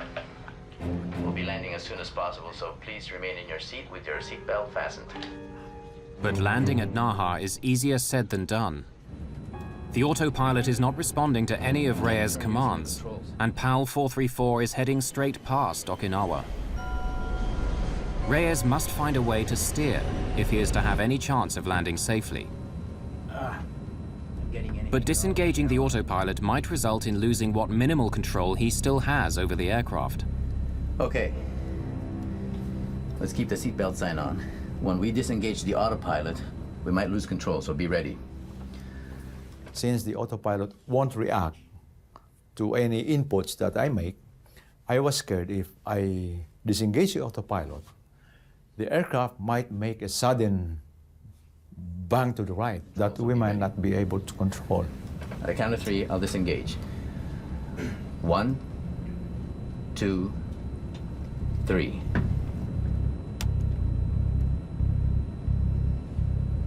One, two, three. Nothing happened. And then there was, we were relieved. I can't turn using the controls. Looks like the explosion jammed the aileron. Dex, what's the QRH say about jammed ailerons? The QRH, or Quick Reference Handbook, is the pilot's Bible that lists procedures that must be followed in emergency situations. Jammed flight controls. Use maximum force possible, including both pilots if required. Okay. Let's force it. Reyes tries brute force to activate the ailerons, the panels on each wing which turn the aircraft. Since the explosion, he can only fly straight. Not getting anything from the ailerons. Can't get off this heading.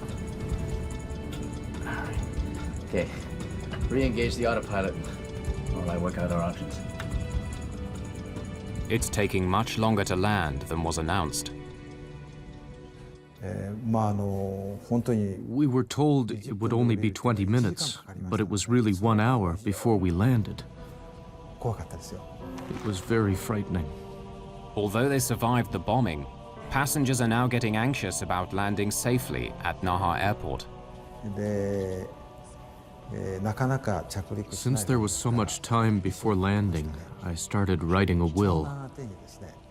I wrote the will to my son, telling him to be strong. As PAL 434 looks like missing Naha Airport, Reyes comes up with another plan. We gotta turn. We'll have to use differential power. Disengage auto throttle. Pull back 3 and 4. Captain Reyes increases thrust to the engines on the left-hand side of the plane and reduces power to the engines on the right. Very slowly, the aircraft starts to circle right.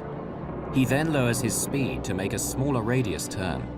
With guidance from air traffic control, Reyes hopes that the maneuver will eventually line up with the runway at Naha. So while we were descending on low speed, I tried to test the flight controls, and there are some little reactions. The elevator is beginning to respond. Dex. The elevator is a control that makes the plane ascend and descend. 250 knots. Flaps 1, on speed. In order to land safely, Reyes will need at least minimal control over the elevator and rudder. As PAL 434 nears Naha, he continues to reduce his airspeed. Flaps 10. Flaps 10 set. Speed 225. Okay, she's turning. Sir, if we reduce our weight, we will be able to reduce our approach and landing speeds. Suggest we dump fuel. Sige, magaling. Reyes orders the systems engineer to dump 36 tons of fuel. 5 minutes, 20,000 pounds. Less fuel means less strain on landing gear and brakes at touchdown. Check. I was terrified when I saw the smoke trail behind each wing. I thought something must be burning and there would be another explosion. As the time to touchdown gets closer, Reyes worries that the bomb may have done more as yet unknown damage to the aircraft. I'm not certain our landing gear will hold up. Strap yourself in. I'll grease the purser. So he talked to the head of the cabin crew and he said, "We're not sure if the gears will go down. And in case the gears collapse while landing, be ready to evacuate." It's either you make it or you die. That's because you cannot do anything anymore. Runway in sight. With only minimal control over the aircraft, Reyes faces the most challenging landing of his career.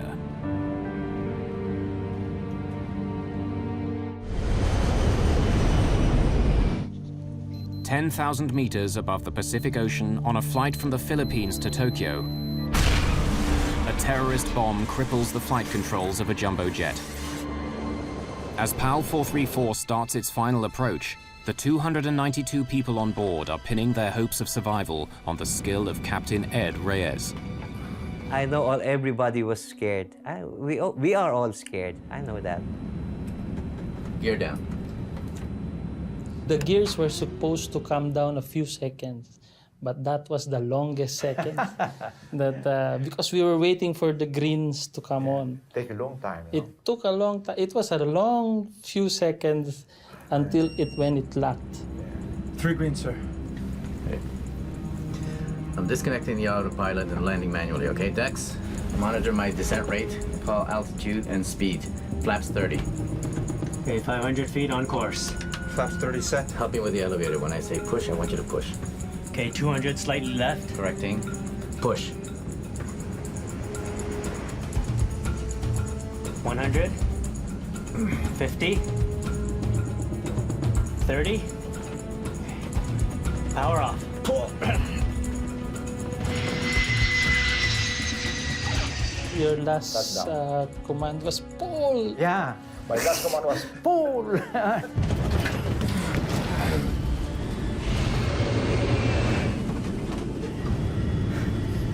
I made sure that the throttles were closed because he might give a go around and I would make sure that we would stay on the ground.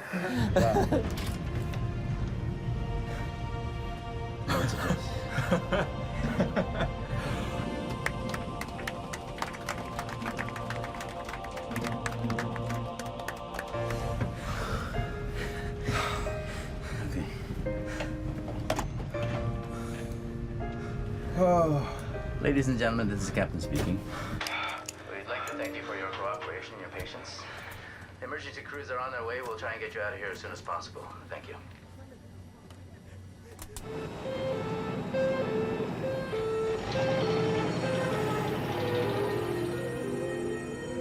The Philippine Airlines 747 is now a crime scene under Japanese jurisdiction.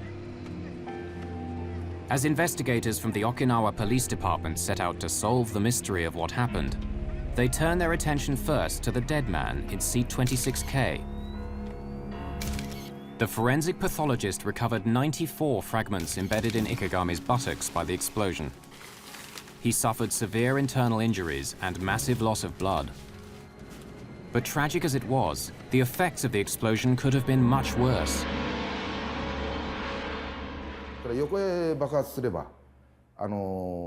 If the explosion had been sideways, it would have blown a hole in the plane and caused an air pressure problem. In a sense, it was good that the blast was vertical. But we have to remember the victim. He died to save the rest of us. Ikegami's body bore the brunt of the upward blast, but the explosion severed the steel cables in the ceiling that control the rudder and elevator. The charge also severed the co-pilot's control cable to the right aileron, one of the control surfaces on the wing which make an aircraft bank and turn. The downward force blew a hole in the floor and could have ignited the vapors in the center fuel tank, creating a catastrophic explosion. But by chance, on December the 11th, C-26K was not located above the tank. Fortunately for us, we took a different version, the SAS version of the 747 that day, and that specific seat for that version was 2 seats forward of the center tank. The Okinawa forensic investigators immediately start work collecting evidence from the bomb site. They begin with the largest fragments of debris and then systematically work down until the smallest particles are retrieved by vacuum cleaner. Japanese investigators cannot identify the bomb's detonator. But by separating out bits of metal, plastic, and electrical wire that do not belong to the plane, components of the bomb are pieced together.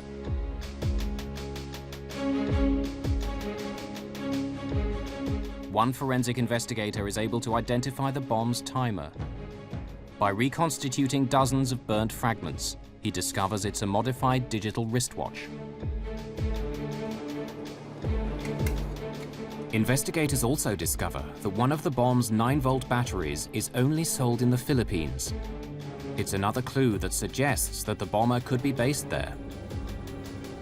Philippine National Police Deputy Chief Sonny Raisin is on the case. In the later part of 1994, we already started to receive information, intelligence reports, that there were Middle Eastern personalities that were here already in the Philippines.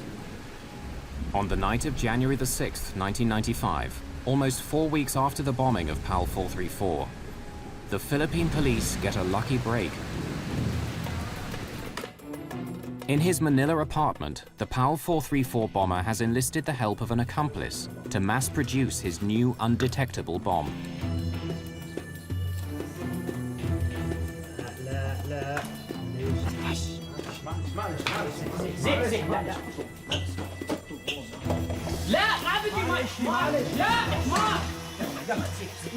An attempt to burn off chemicals gets out of hand. Acrid-smelling smoke spills out of the apartment.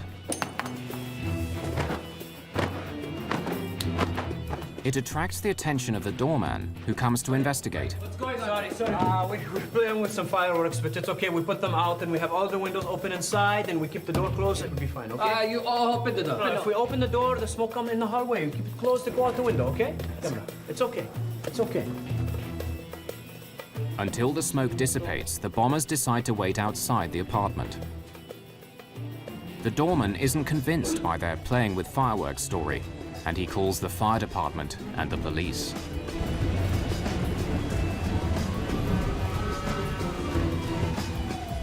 By the time the firemen come, the smoke is gone, and they leave after a quick check. The bomber now realizes he's left a very sensitive item in the apartment, and he persuades his friend to retrieve his laptop.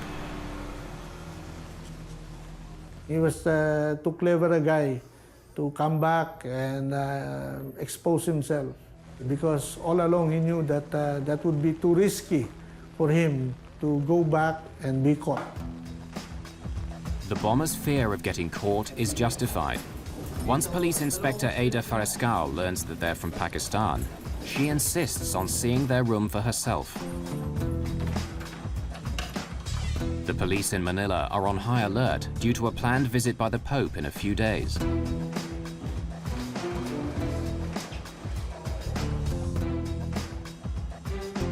What Inspector Fariscal finds confirms her worst fears about the intentions of the tenants.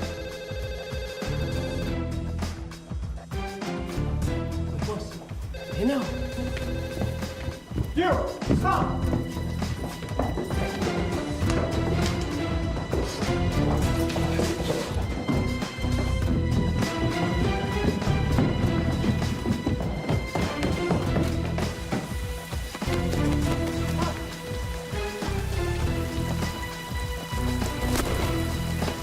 The shot distracts the apprentice and he trips over a fallen palm tree. But the cop discovers he has no handcuffs. The doorman improvises with the drawstrings of his windbreaker. In the meantime, the bomber vanishes. One of the first senior officers to arrive at his apartment is Sonny Raisin. Incident at Doña Josefa apartment was the breakthrough in opening our eyes that the Al-Qaeda terrorist cell was already operating here in the Philippines. The Philippine National Police know they've stumbled onto something big, and they inform Interpol, Scotland Yard, and the FBI. When news of the raid reaches the Joint Terrorism Task Force in New York, it immediately grabs the attention of FBI Special Agent Frank Pellegrino. For 2 years, he has been hunting a terrorist called Ramzi Yousef, and it looks as if this might be his man. Well, he was always our focus since '93. I mean, at the time, that was he was the biggest fugitive around. As Philippine police comb through the apartment, they begin to find more evidence tying Yousef to the bombing of PAL 434.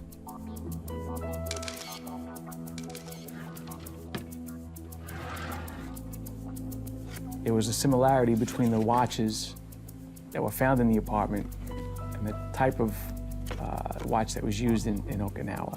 Putting together that watch, that was the watch that was on the bomb, on that flight 434, and identifying those pieces eventually as a Casio watch, it was amazing.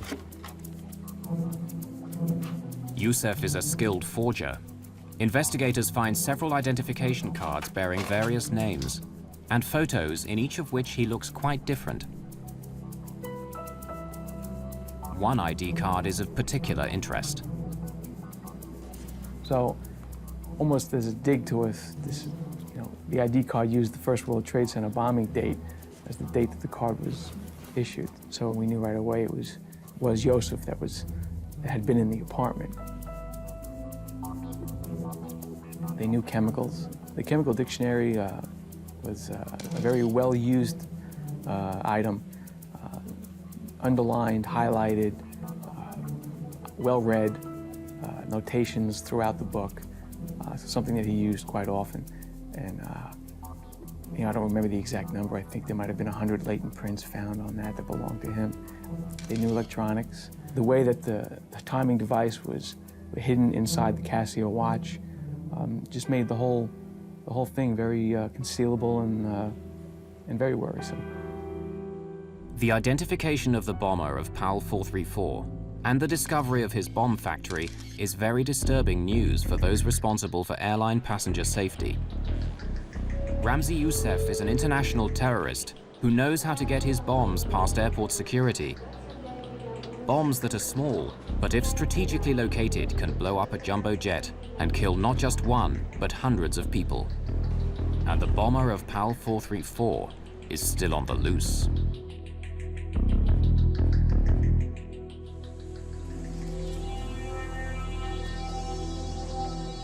The Philippine National Police have stumbled on the hideout of an international terrorist. The FBI identify him as Ramzi Yousef. Evidence that Amaldo Forlani, the man who planted the bomb on PAL 434, is the same person as Ramzi Yousef, comes from the travel agent who sold him the Philippine Airlines ticket. Ramzi Yousef is just one of several aliases of a man who tops the FBI's most wanted list. An international terrorist with a $2 million bounty on his head. Yousef whose real name is probably Abdul Karim Basit, was born and raised in Kuwait, where his father worked as an engineer. It was there that he met the friend that he enlisted to help him in the Manila bomb factory. When he was 18, Yousef's family returned to their Pakistan homeland. Yousef married and had 2 children. Soon after returning home, his parents sent him to study in Britain. He was taking classes both in engineering and in using the computer, so he definitely had some talent. In summer breaks from college in the late 1980s, Yousef returns to Pakistan. He puts his new engineering skills to use by teaching bomb making to militants in training camps near Peshawar, Pakistan. These camps are fertile ground for making contacts with militants worldwide.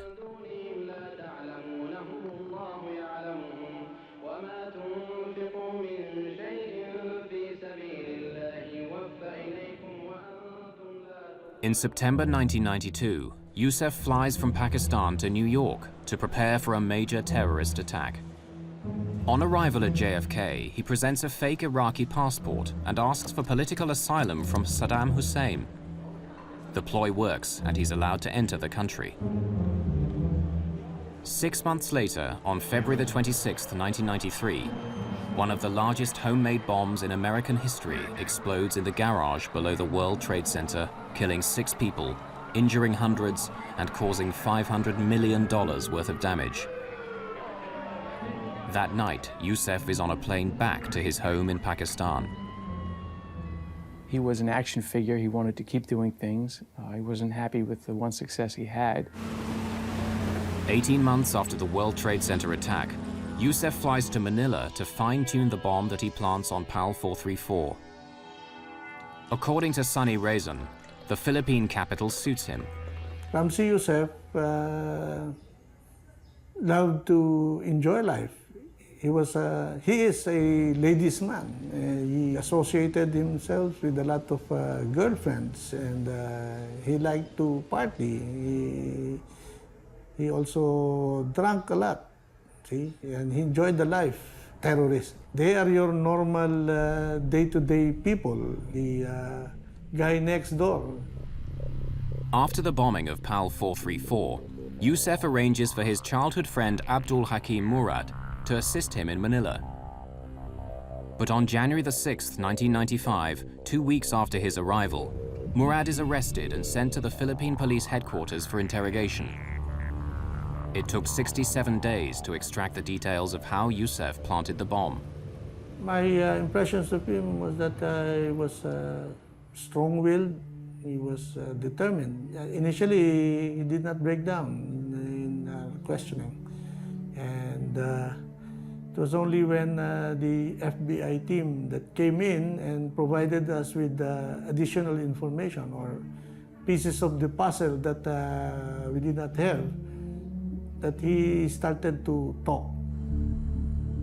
Tiny chemical traces of the explosive were found on PAL 434, and Murad eventually admits that Yousef uses liquid nitroglycerin that he's stabilized and concealed in a bottle of contact lens solution.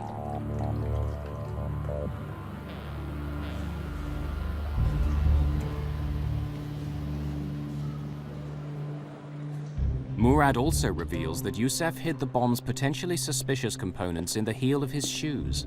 Most airport security systems only detect metal above the ankles. I bet you he was cool as could be. He was somewhat cavalier in his attitude toward these explosives and chemicals. To carry a container of nitroglycerin on an airplane, you know, gotta be a little nuts. Murad's confession provides details of Yousef's actions after he successfully got the bomb components past airport security. Can I get you some juice or coffee? Juice, please.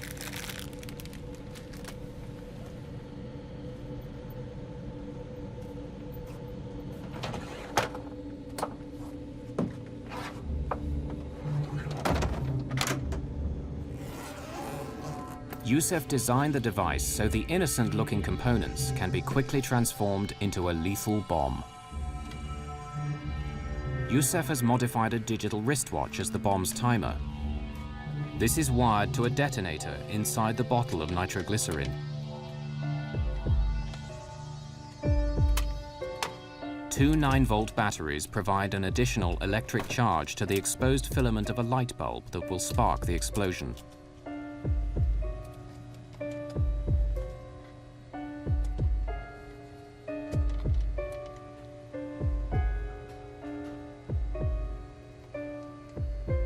Yousef sets the alarm for 4 hours later, when he anticipates the plane will be flying high over the Pacific Ocean.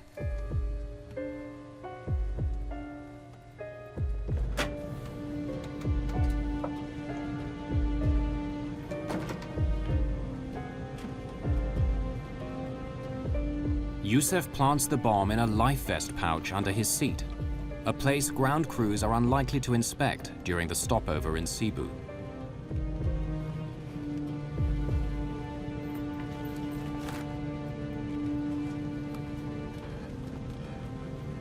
Soon after, he gets off the plane and disappears.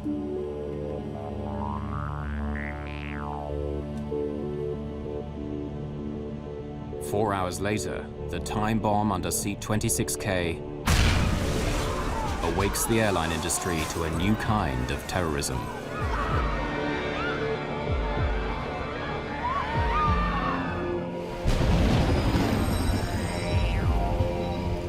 Murad's confession confirms Pellegrino's suspicions. This is just the kind of sophisticated plot he has come to expect from Ramzi Yousef. But Pellegrino is still shocked by what Murad says next. PAL 434 was only a test, a dry run for a much larger terrorist plot that will kill thousands of airline passengers. A highly skilled terrorist, Ramzi Yousef, has already set off a new type of bomb on an aircraft. Now the FBI discovers Yousef wants to blow up more planes. And he continues to evade capture. FBI investigators find evidence of Yousef's meticulous planning on secret files on the laptop that he so desperately wanted his accomplice to retrieve. On the laptop computer found in the Yousef apartment building was a file which laid out a plan for 5 individuals, using code names, individuals not mentioned on the plan, to board about 3 planes each, 2 planes, a couple of people had 3 planes, planting bombs on the planes, and then returning back to their home. Hoping when they planted the bombs and with the timing devices, if everything went well, all bombs would go off within about a 6-hour time period. Any more than one would have been an airline disaster.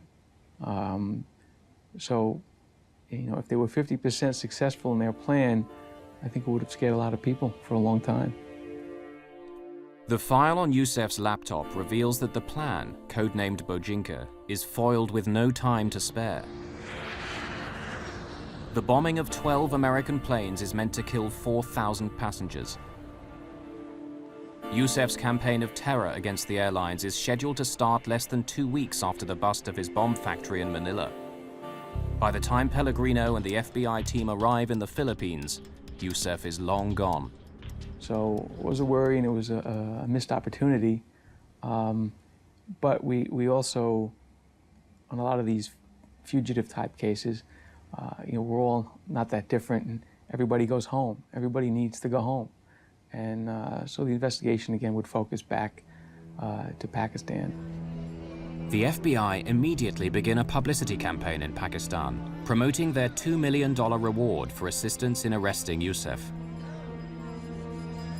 The strategy works. Yousef's latest recruit for yet another airline bombing blows the whistle. On the day Yousef is due to leave his hotel in Islamabad, a Pakistani SWAT team moves in.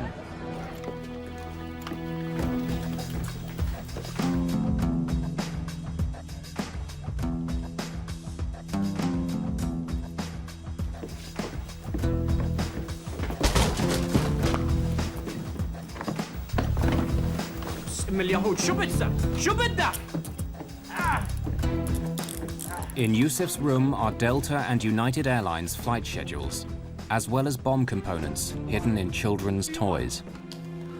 Who are you? Do you have a warrant? The informer receives the $2 million bounty for the tip-off which prevents yet another airline attack. He was shocked. Did not think he would be caught.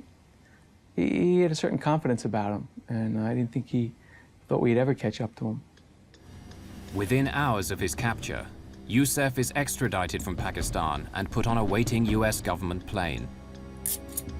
With the cooperation of the Japanese and Philippine governments, the FBI arranged for Yousef to stand trial in New York City for the PAL 434 bombing, as well as the earlier 1993 attack on the World Trade Center.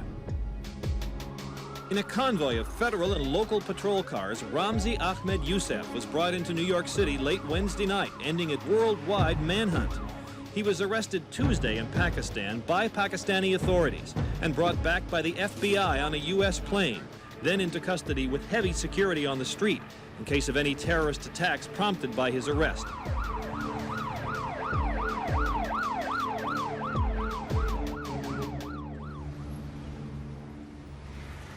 At his trial a year later in New York's Southern District Court, Yousef decides to handle his own defense against the advice of the judge. He performs better than expected, but he's found guilty on all charges related to the bombing of PAL 434 and conspiring to bomb 12 American passenger planes. Yousef is also found guilty in a second trial for the World Trade Center bombing. In his final summing up, Yousef justifies his actions. Yes, I am a terrorist and proud of it. And I only support terrorism so long as it's against the United States government and against Israel, because you are more than terrorists. Although Pakistani, Yousef describes himself as Palestinian by choice. And he justifies the PAL 434 and World Trade Center bombings as punishment for a US foreign policy that favors Israel over Palestine. And hypocrites! For both crimes, he's sentenced to 240 years in prison. The judge recommends solitary confinement for life in the most secure prison in the United States, located in Florence, Colorado. It houses the country's most violent and dangerous prisoners, and it's where Yousef will spend the rest of his life, confined in a cell for up to 23 out of every 24 hours. We cannot afford to just sit down and count our victories with the arrest of Ramzi Yousef. Somebody else has already replaced him, and somebody else is already thinking of how to circumvent these security measures that we've put up. In the year following Yousef's attack on PAL 434, the Federal Aviation Administration certified a machine to detect explosives. Not one American carrier bought it. Only after 9/11 was a law passed that required US airports to deploy explosive detection systems. But the most reliable models are expensive or too slow and still not widely employed. Well, it was the old saying that we have to be right 100% of the time. Terrorists only has to be right once. Although there hasn't been a successful airliner bombing since PAL 434, those who forget the past may be destined to revisit it.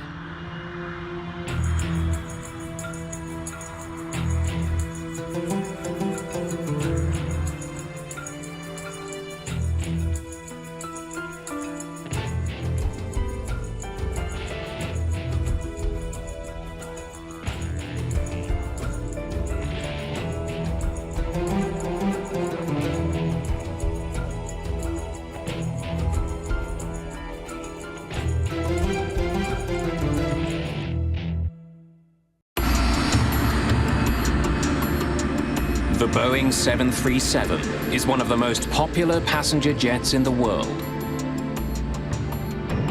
Around the globe, the plane has carried more than 12 billion passengers. It's the backbone of the aviation industry.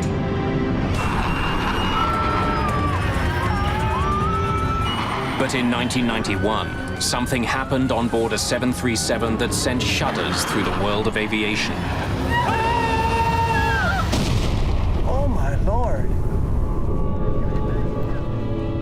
A deadly crash has investigators scrambling. There was a time when I had doubts that we'd be able to solve it. It was like he was tracking a serial killer. The hunt for answers will take 10 long and grueling years. The fate of the airline industry hangs in the balance. And the mystery isn't solved until more than 150 people are dead.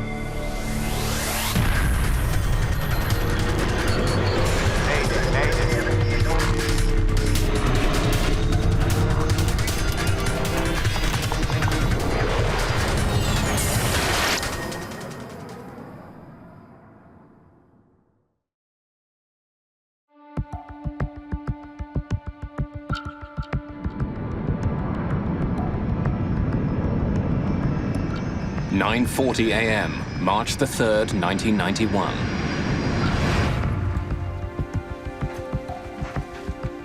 After a short 17-minute trip from Denver, United Airlines Flight 585 is on final approach into Colorado Springs. It looks like a perfect day for flying, but there's trouble in the air.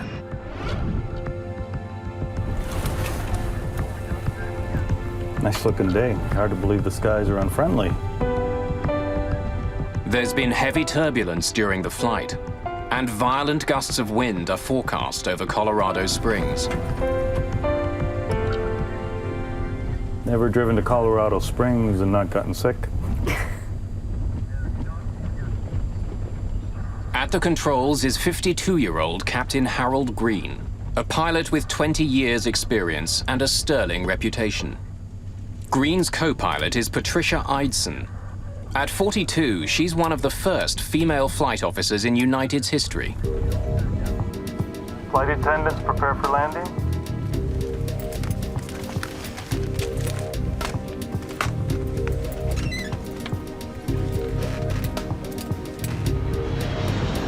At Colorado Springs Municipal Airport, Air Traffic Controller James Rayfield is ready to bring Flight 585 in. United 585, report the airport in sight. Got it? Yep. Airport in sight, United 585. Lower landing gear. United 585 is cleared for a visual approach to runway 35. Weather conditions, wind 320 degrees at 16, gusting at 29. As its speed decreases, Flight 585 becomes more vulnerable to the turbulence. Eidson wants to know what other planes have experienced on landing. Any reports lately of any loss or gain of airspeed? Yes, ma'am. 500 feet, a 50-knot loss. At 400 feet, a 50-knot gain. And at 150 feet, a gain of 20 knots. Sounds adventurous, thank you. Starting on down.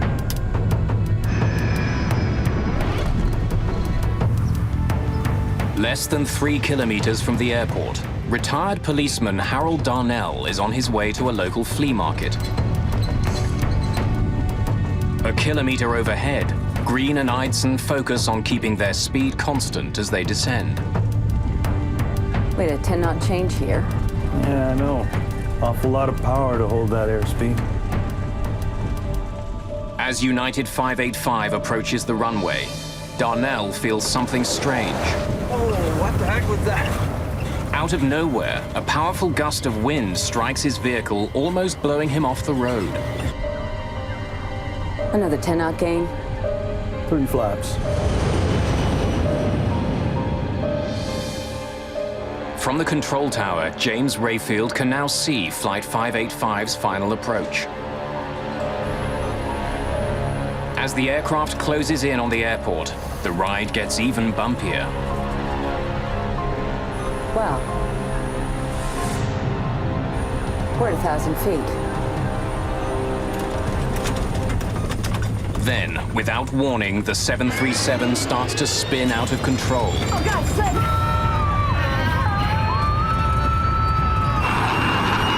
15 flaps! 15!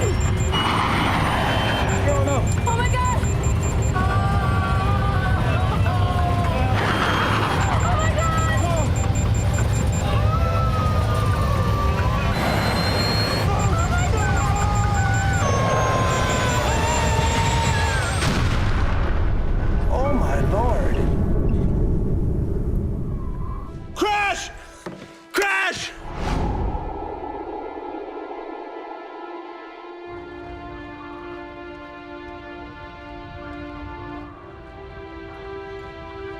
Rescue workers arrive within minutes, but there's almost no sign of the 737. The shattered remains of the 38-ton jet lie buried in a fire-blackened impact crater.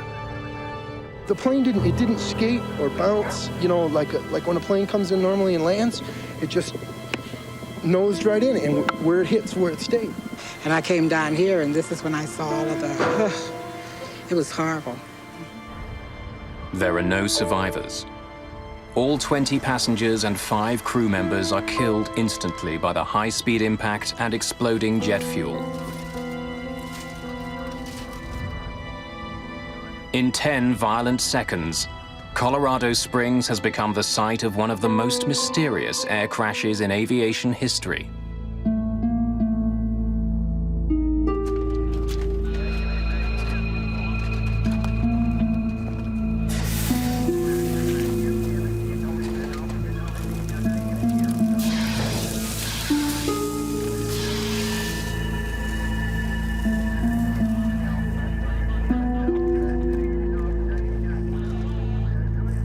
By nightfall, investigators from the National Transportation Safety Board descend on Colorado Springs. Known to insiders as tin kickers, NTSB investigators examine over 2,000 aviation accidents a year, at times by picking through the metal debris of fallen aircraft. While coroners mark the location of human remains in red, NTSB investigators mark scraps of metal in yellow, looking for clues to help them solve the mystery of Flight 585.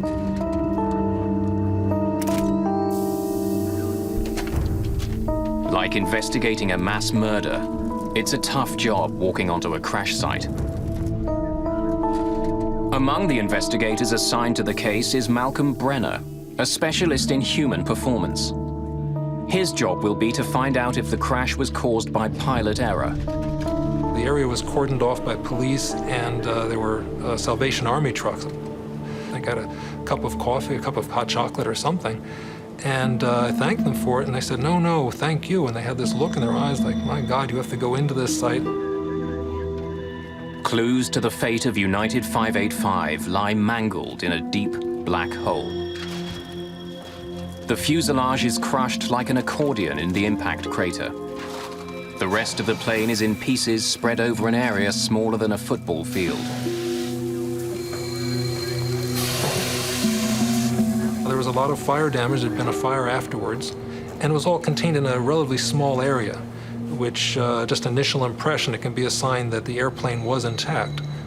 If there was a mid-air explosion or something came off the airplane, you'd expect that to be a much larger site. My first sense that it was going to take some time to investigate the accident was the damage that we saw in the parts. When they're burnt and broken, the process always takes longer. But with their work just beginning, members of the NTSB have no clue that the case of United 585 will become the longest crash investigation in aviation history.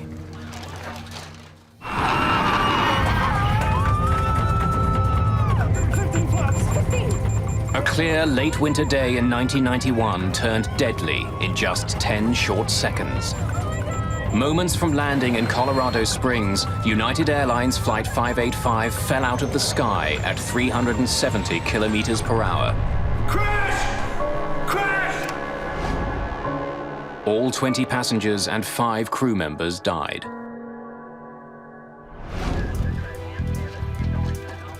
The National Transportation Safety Board begins a painstaking investigation into the crash. Engine turbines, hydraulic pressure gauges, the cockpit voice recorder, and in-flight data recorder are all carefully extracted from the site, photographed, and sent to the lab for analysis.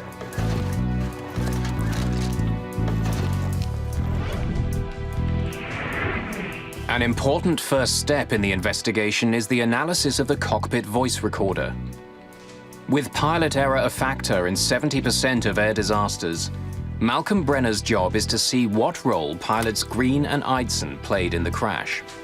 This crew was and I felt this at the time, was one of the more impressive crews that I'd ever dealt with. There was a little bit of tension release, a little bit of humor. The captain said, "Never driven to Colorado Springs and not gotten sick?" The first officer suggested that they add extra speed as a safety margin. The captain agreed with it. It was good interaction. Got it? Yep. Airport in sight, United 585. Lower landing gear.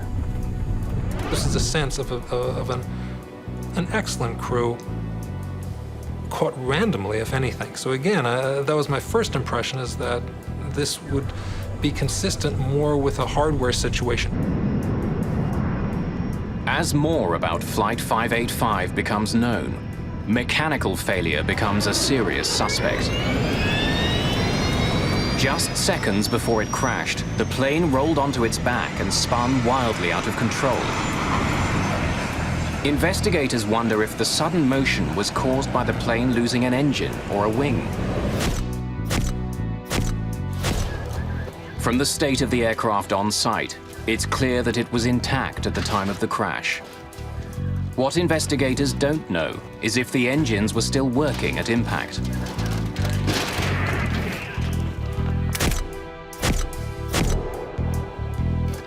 Technicians examine the engine turbines.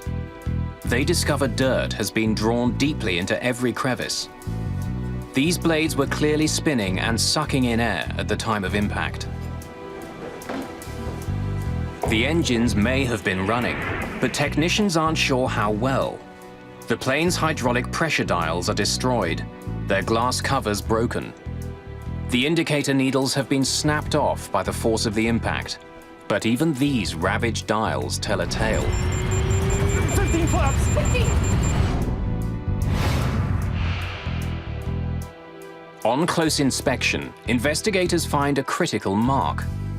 At the moment of impact, a dent was made on the faceplate by the jarred indicator needle. It proves that when United 585 crashed, its engines were running normally.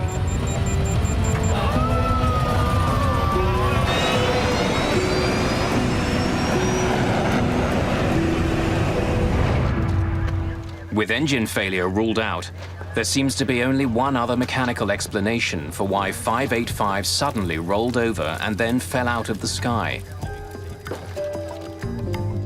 It appears increasingly likely that the plane had suffered a catastrophic problem with its flight controls.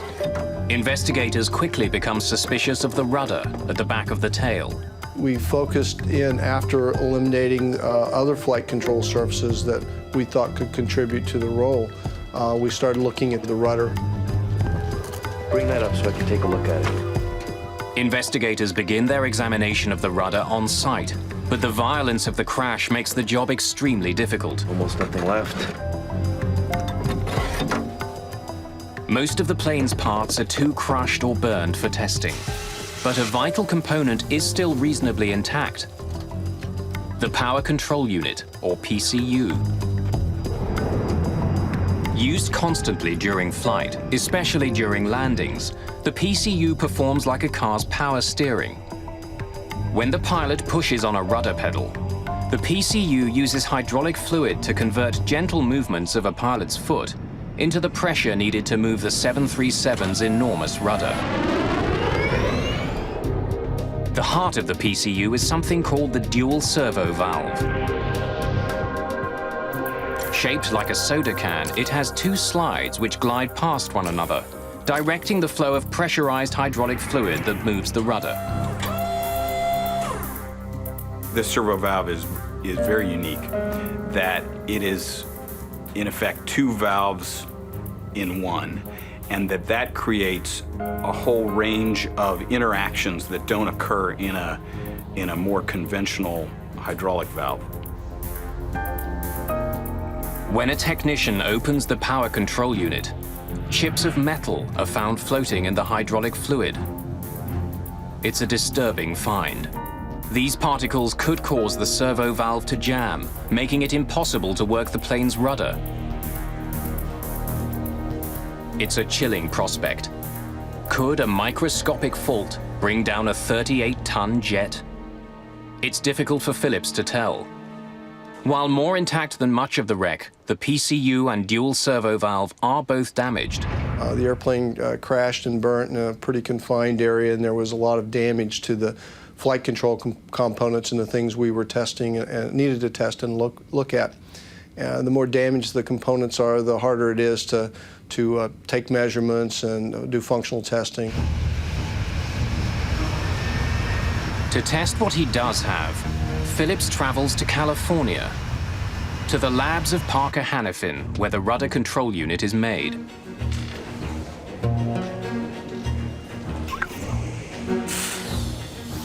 The curious metal chips floating in the PCU's chambers are dismissed. Phillips is told that filters keep them out of the delicate servo valve that directs fluid and moves the rudder. Nothing else is found that could explain any sudden movement of the rudder on Flight 585. We didn't have any absolute indication or information that we could point to that said the rudder power control unit, the servo valve, or any part of that flight control system caused that accident. Phillips still suspects a mechanical problem, but with no conclusive evidence that the PCU or servo valve caused the crash, he's forced to sign off on the tests. It's a pass.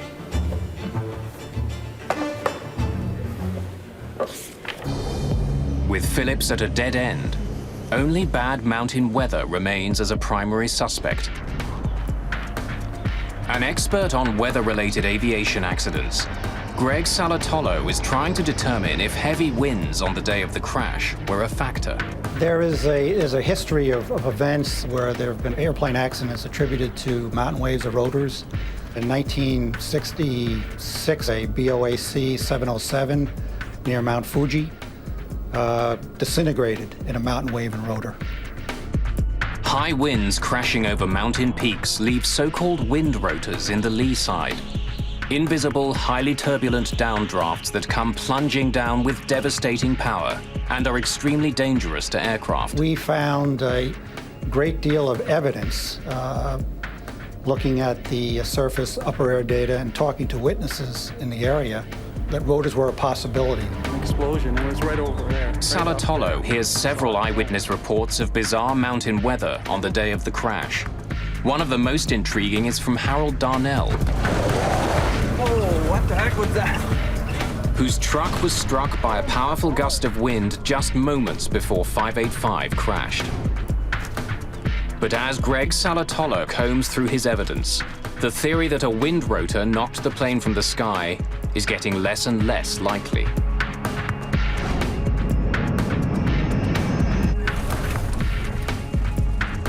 Nice looking day. Hard to believe the skies are unfriendly.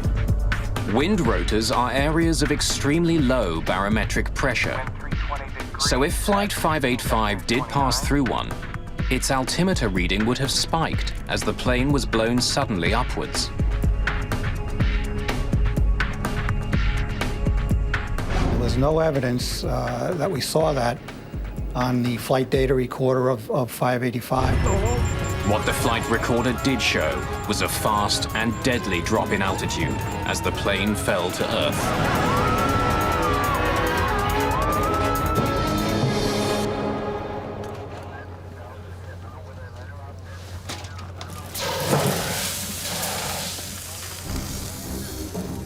It's been 21 months since the investigation into the crash of United Flight 585 began.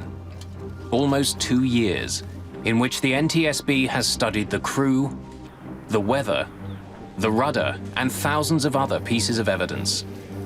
They've come up empty-handed. For only the 4th time in its history, the NTSB releases a report which doesn't reach a conclusion. The cause of the crash of Flight 585 is undetermined. We had put a lot of time and effort into the investigation, and we just weren't sure what had happened. It was like he was tracking a serial killer. He was frustrated that they had not solved 585. He did not want that to happen again. But almost 2 years after the report on 585 is released, the killer strikes again. At 7 p.m. on a clear, windless day, US Air Flight 427 is nearing Pittsburgh. Captain Peter Germano and First Officer Chuck Emmett are getting ready for their final approach.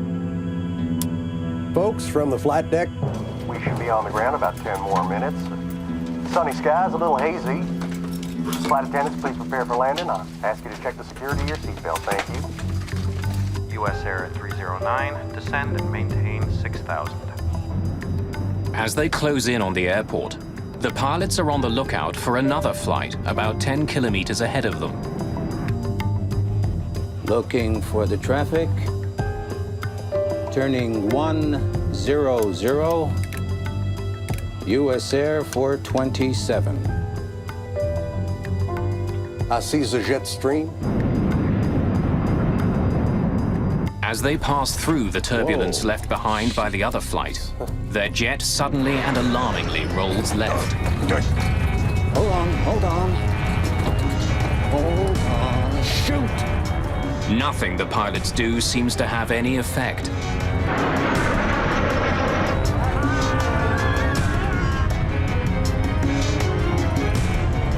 What the hell is this?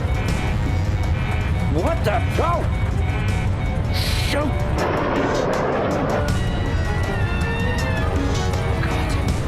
God. 427, emergency!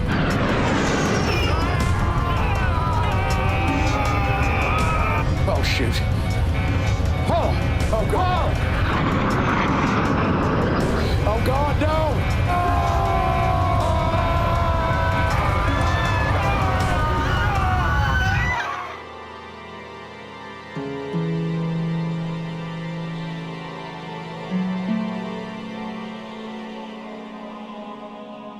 Rescue crews arrive quickly, but the fate of Flight 427 is tragically clear. There's no hope for the 132 passengers and crew. The human carnage is so bad, authorities declare the crash site a biohazard. US Air 427 accident was the first US accident where biohazard suits were used. And it made it more difficult. They were uncomfortable, they were hot, and to this day, when I put on a pair of rubber gloves, for any reason, I'm instantly transformed back to the site in Pittsburgh. Captain John Cox, a 737 pilot and a flight systems specialist with the Airline Pilots Association, is asked to join the team investigating the crash of Flight 427. As coroners attempt to collect human remains, NTSB lead investigator Tom Houter already knows his hunt for clues will be long and painstaking. When we first arrived at the crash site, well, first of all, there was no aircraft there. There were only bits and pieces of the airplane. It wasn't really recognizable as an airplane. With the help of eyewitnesses, information from the flight data recorder and the cockpit voice recorder, investigators begin to quickly see some striking similarities between 427 and the unsolved case of United 585. In fact, they seem to be mirror images of each other. On final approach, United 585 rolls right, while US Air 427 rolls to the left.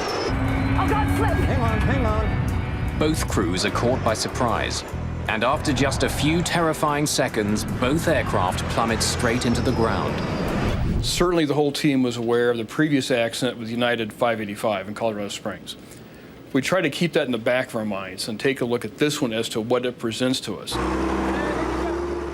As the investigation continues, the list of similarities grows. 427's engines were also attached and functioning at the time of impact. But for all the similarities, there's one important difference. Unlike United 585, as US Air 427 approached Pittsburgh, weather conditions were dead calm. Folks, from the flight deck, we should be on the ground about 10 more minutes.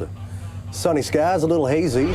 Taking a look at the flight data recorder information, the aircraft's approaching Pittsburgh. It's an extremely smooth night. There's just no turbulence at all. The pilots are relaxed. They're talking about the landing. Flight attendants, please prepare for landing. I ask you to check the security of your seatbelts. Thank you. As he did in the case of United 585, Greg Phillips will once again lead the investigation into the mechanical aspects of the crash. Almost immediately, he makes a promising discovery. Miraculously, much of US Air 427's tail and rudder appear intact.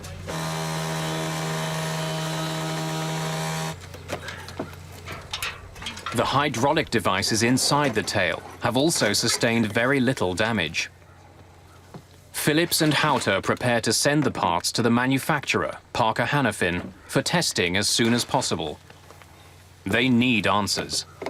Pressure on the NTSB to solve the accident is growing quickly. Not only are the crashes of flights 585 and 427 disturbingly similar, both of them involve the same kind of airplane, a Boeing 737. But with serious questions being raised about the plane's safety, billions of dollars, and perhaps the airline industry itself, are at risk. We couldn't live with the fact as investigators of having 2 unsolved 737 accidents. The airplane is in too much use, too wide a use around the world. It carries too many people every day. Unsolved was not an acceptable answer. If 427 was an undetermined accident, we could not find the cause of this accident, there was a great chance that if there was a third accident with the 737 fleet under similar circumstances, that the 737 fleet would have been grounded. Careful with it. The investigation into the crash of Flight 427 may be the most important in the history of the NTSB.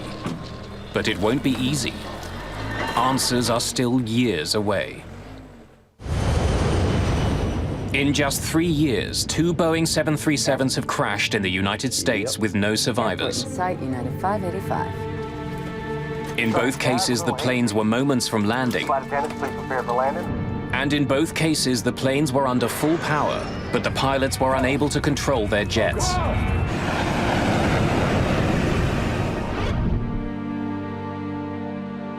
In the crash of United Flight 585, NTSB investigators were unable to find a cause.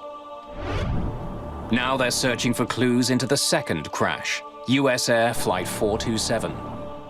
As the investigator in charge, I never allowed myself to think this investigation could go undetermined.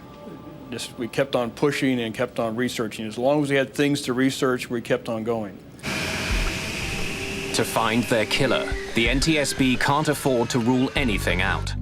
From the possibility that a collision with birds brought 427 down, to strange, even bizarre theories. They looked at electromagnetic interference. They got calls from people saying it might be Russian death rays. They considered everything. There were a couple of witnesses who gave reports of the aircraft suddenly descending and hovering before it blew up. We discounted those. But the investigation's primary suspect is the dual servo valve, part of the power control unit that moves the 737's rudder, and a suspect in the crash of United 585. Parker Hannifin made the valve. At its lab in California, investigators look inside the main cavity of the US Air power control unit.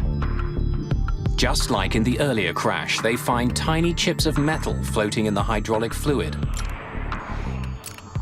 But once again, Parker and Boeing repeat their claim. Filters designed to stop any debris from interfering with the delicate metal slides have done their job. Investigator Greg Phillips wants to be absolutely sure. If the chips were blocking the slides, they would have left tiny scratch marks behind where they rubbed against the metal. But Phillips can't find any. Another pass. Okay. Phillips has technicians put the servo valve from Flight 427 through as many tests as he can think of, trying to find a weakness. If he can find one, it could explain why 2 planes were ripped from the sky. But he comes up empty. That unit passed all its operational tests. There wasn't any indication that it had failed, and it operated within the parameters we expected it to. Once again, the investigators are forced to shift their focus back to the pilots. By studying the plane's flight data recorder, investigators know that the jet's rudder was deployed fully to one side, what's called rudder hardover. We were definitely focused on rudder, on hardover rudder, full rudder input for about 20 seconds. It can be caused either by hardware, something unknown in the hardware, or it can be caused by pilot input. First Officer Chuck Emmett, who was flying 427, did indeed step down hard on his rudder and then held it there while the plane plummeted towards the Earth. It raised a grisly question. Was he trying to fly the plane into the ground? And looking at this, and being a pilot myself, is like, this doesn't seem like rational behavior. What the hell is this? Human performance specialist Malcolm Brenner listens closely for evidence on the cockpit voice recorder. What the hell? Shoot! In this case, they had microphones right by their mouths, and you can hear as well as in real life or better. You can hear breathing sounds. Yeah, I see the jet stream. The cockpit recordings indicate that Flight 427's troubles began at the moment it flew through the jet wake of a Delta Airlines 727 that had just passed in front of them. Both pilots are startled by the wake. I see the jet stream. The first officer breaks off at the end of a sentence. I see the jet stream, and there's no more discussion of the jet stream or anything else. They both focus. Something happened here. Captain says, "Sheesh." It was such a smooth flight that it was a momentary jolt that they just hadn't anticipated. And with that, the pilots got on the controls and immediately, put in a rudder input.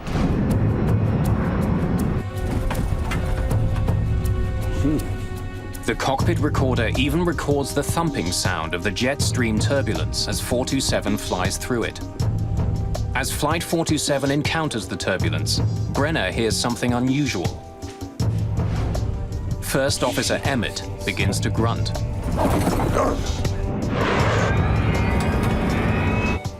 The grunting is unusual. The controls are designed so that pilots don't need to grunt. They're specially designed around human capabilities. So to have someone grunting is typically a sign of an emergency.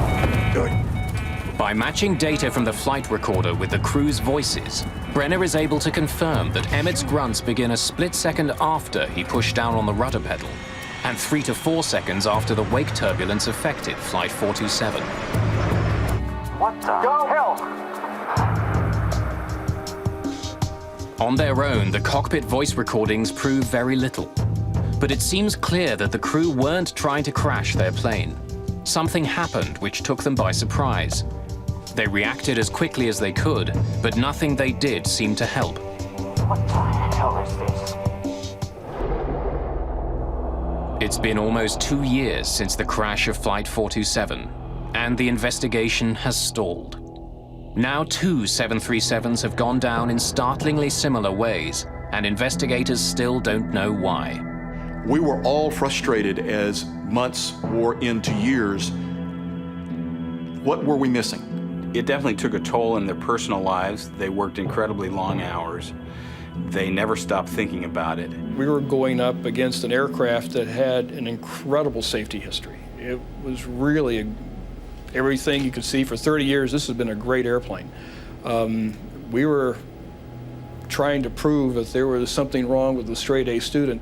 It clearly was on his mind. He, at one point, had a nightmare about it where he dreamed that he was in front of a congressional committee that was grilling him on now there had been a third 737 crash, and in Tom's dream, all of the cameras were pointing to him, and a congressman asked, "Why didn't you ground the fleet?"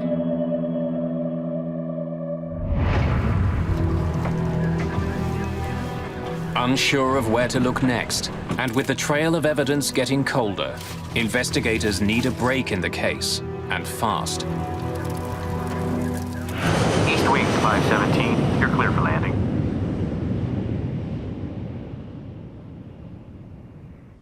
On June the 9th, 1996, they finally get the break they've been looking for. Captain Brian Bishop is on final approach to Richmond, Virginia, when, without warning, his east wind jet rolls sharply to the right.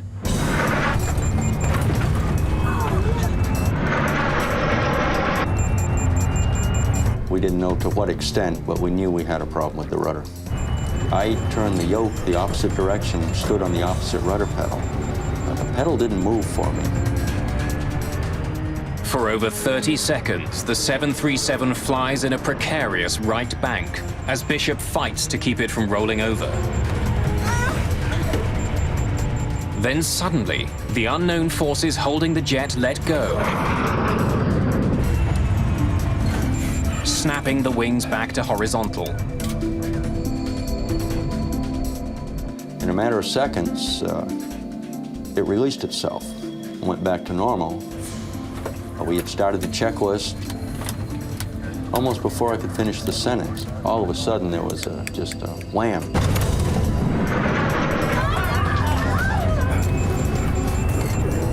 For a second time, the 737 is pushed onto its side. For 30 harrowing seconds, the 737 takes on a life of its own. Then, once again, as quickly as it began, the rollover stops. After the second time, I looked at the first officer and I said, declare an emergency. Tell the controller we have flight control problems.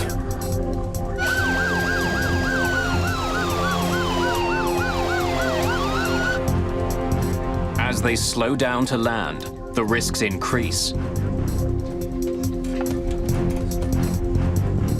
If a third rollover occurs, they won't have enough airspeed to recover. I did at some point tell my first officer to look out the window and find a dark spot. It was nighttime and we were looking to avoid a neighborhood or a populated area. And he very calmly responded that, hey, here's a spot over here.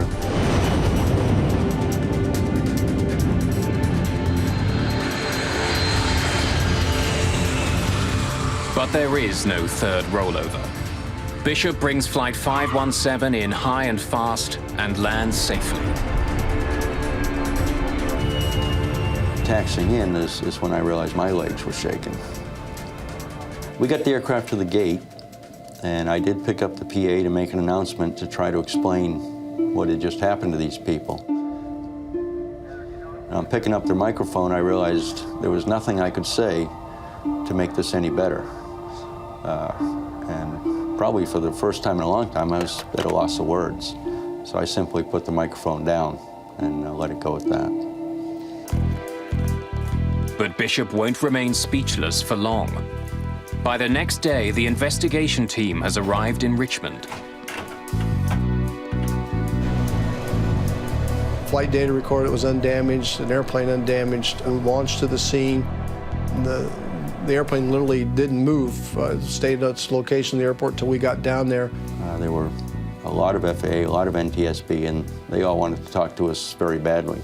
It gave the NTSB a tremendous break because suddenly they had a 737 that had had a rudder incident that was intact, and they had a pilot who was alive and who could talk about it.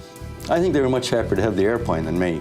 I think the airplane probably gave them more to research than I ever could. NTSB investigators quickly determined that what happened on board Eastwind Flight 517 is alarmingly similar to events on Flights 427 and 585. If they can discover why Bishop's 737 rolled over, they may be able to crack two mysterious and fatal accidents. And when we said, well, what happened? They said, there was something wrong with the rudder pedal. The pedal wouldn't go down. I was standing on the rudder pedal and I couldn't get it to go down. My God. With Bishop's first-person testimony, investigators immediately zero in on Eastwind's rudder controls. The power control unit is removed, inspected, and then tested again and again. To the frustration of everyone, the unit performs perfectly. We tested that aircraft as is. It was intact. We went through it completely. We did flight tests with it, and it passed all tests. After a 5-year hunt for clues, a third mysterious rudder event on a 737, and a live pilot as a witness, Tom Houter still lacks the evidence he needs to crack his case. He decides to push his chief suspect, Flight 427's rudder controls, a little harder.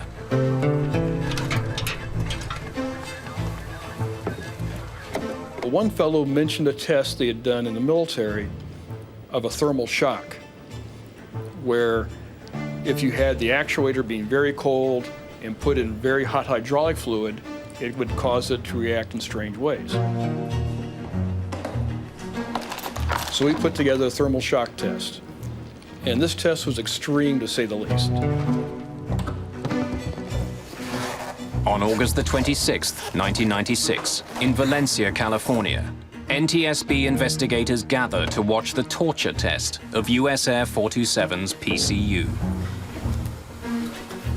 After soaking it in dry ice, the PCU is blasted with nitrogen gas to simulate the -40-degree temperatures at 10,000 meters. Then it's quickly injected with superheated hydraulic fluid and given the command to start working. As we were standing there listening to the actuator move left and right, it stopped. And it was not commanded to stop. It just jammed. Stopped working completely. Take a look. Systems investigator Greg Phillips now asks that the valve be taken apart and scanned for scratches. They find none. Look at that. Doesn't leave a trace. It's a crucial breakthrough to solving an almost perfect crime. Not only have they proven that the valve which controls the rudders can jam, no evidence is left behind. Tom Houter and his team have now found that a small hydraulic valve that controls the rudder of the world's most popular commercial jetliner can jam in the right circumstances. It's an ominous discovery, but incredibly, there's another shocking surprise in store for the investigators. October the 15th, 1996. For the last 5 years, the National Transportation Safety Board has been struggling to crack its toughest case. Two completely separate, but seemingly linked accidents. The crash of United 585 killed 25 passengers and crew. 3 years later, the US Air Flight 427 disaster took another 132 lives.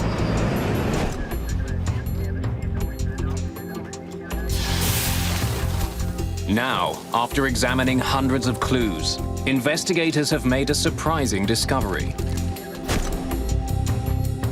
A new test has revealed that under the right circumstances, the hydraulic valve that moves the 737's rudder can jam. It just jammed. But the surprises aren't over.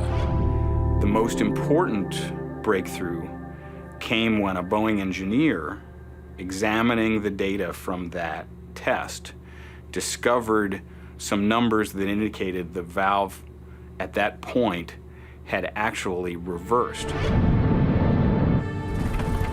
Whoa. It's a stunning revelation.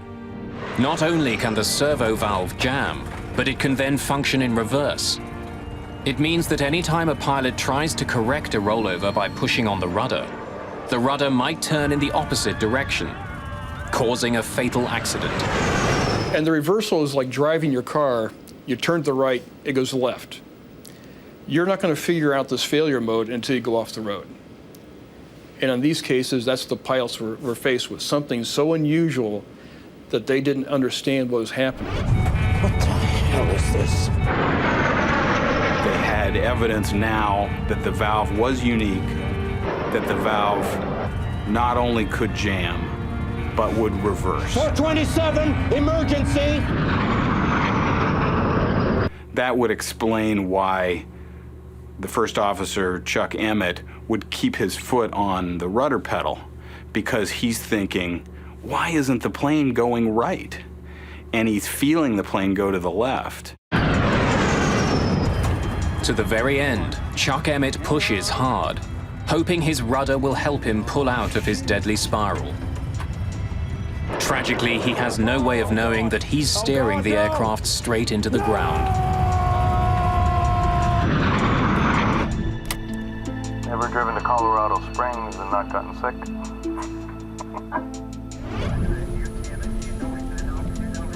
Flight attendants prepare for landing. Satisfied that they've determined the cause of the crash of US Air 427, the NTSB turns its attention to the unsolved case of United 585. Another 10-knot gain. Going back to Colorado Springs, you could follow a progression of what the captain was doing. He's close to the ground, and suddenly, under rudder reversal, he puts in a little bit of pedal. The pedal violently pushes his leg back. Oh, God! Slip! 15 flap! 15! Rudder reversal certainly fits what I know about this crew and how it fits. We were able to show the failure mode. It matched the flight data recorder from each aircraft. It fit like a glove. So we now had a lot more information we could apply to United 585. And based on that, we redid the accident report. Oh my God! From rudder reversal to impact took less than 10 seconds. 585's flight crew had no chance to save their plane or passengers. In the aftermath of the investigation, sweeping changes were made to improve the safety of the 737 and the entire aviation industry. New training protocols were designed to help pilots react to unusual in-flight events. In the 737 fleet, pilots are now trained on how to react to both rudder hardovers and reversals. The scenario of the US Air 427 accident, if the crew had the information that we have today, I believe they would have landed safely in Pittsburgh that evening. The FAA also directed Boeing to redesign the rudder's dual servo valve to eliminate the potential for reversal. Boeing spent hundreds of millions of dollars to replace the valves on thousands of 737s around the world. One thing we don't like at the safety board is to have an undetermined accident, because then we can't make a change to improve safety. So out of US Air 427, United 585, we have a much safer 737 fleet.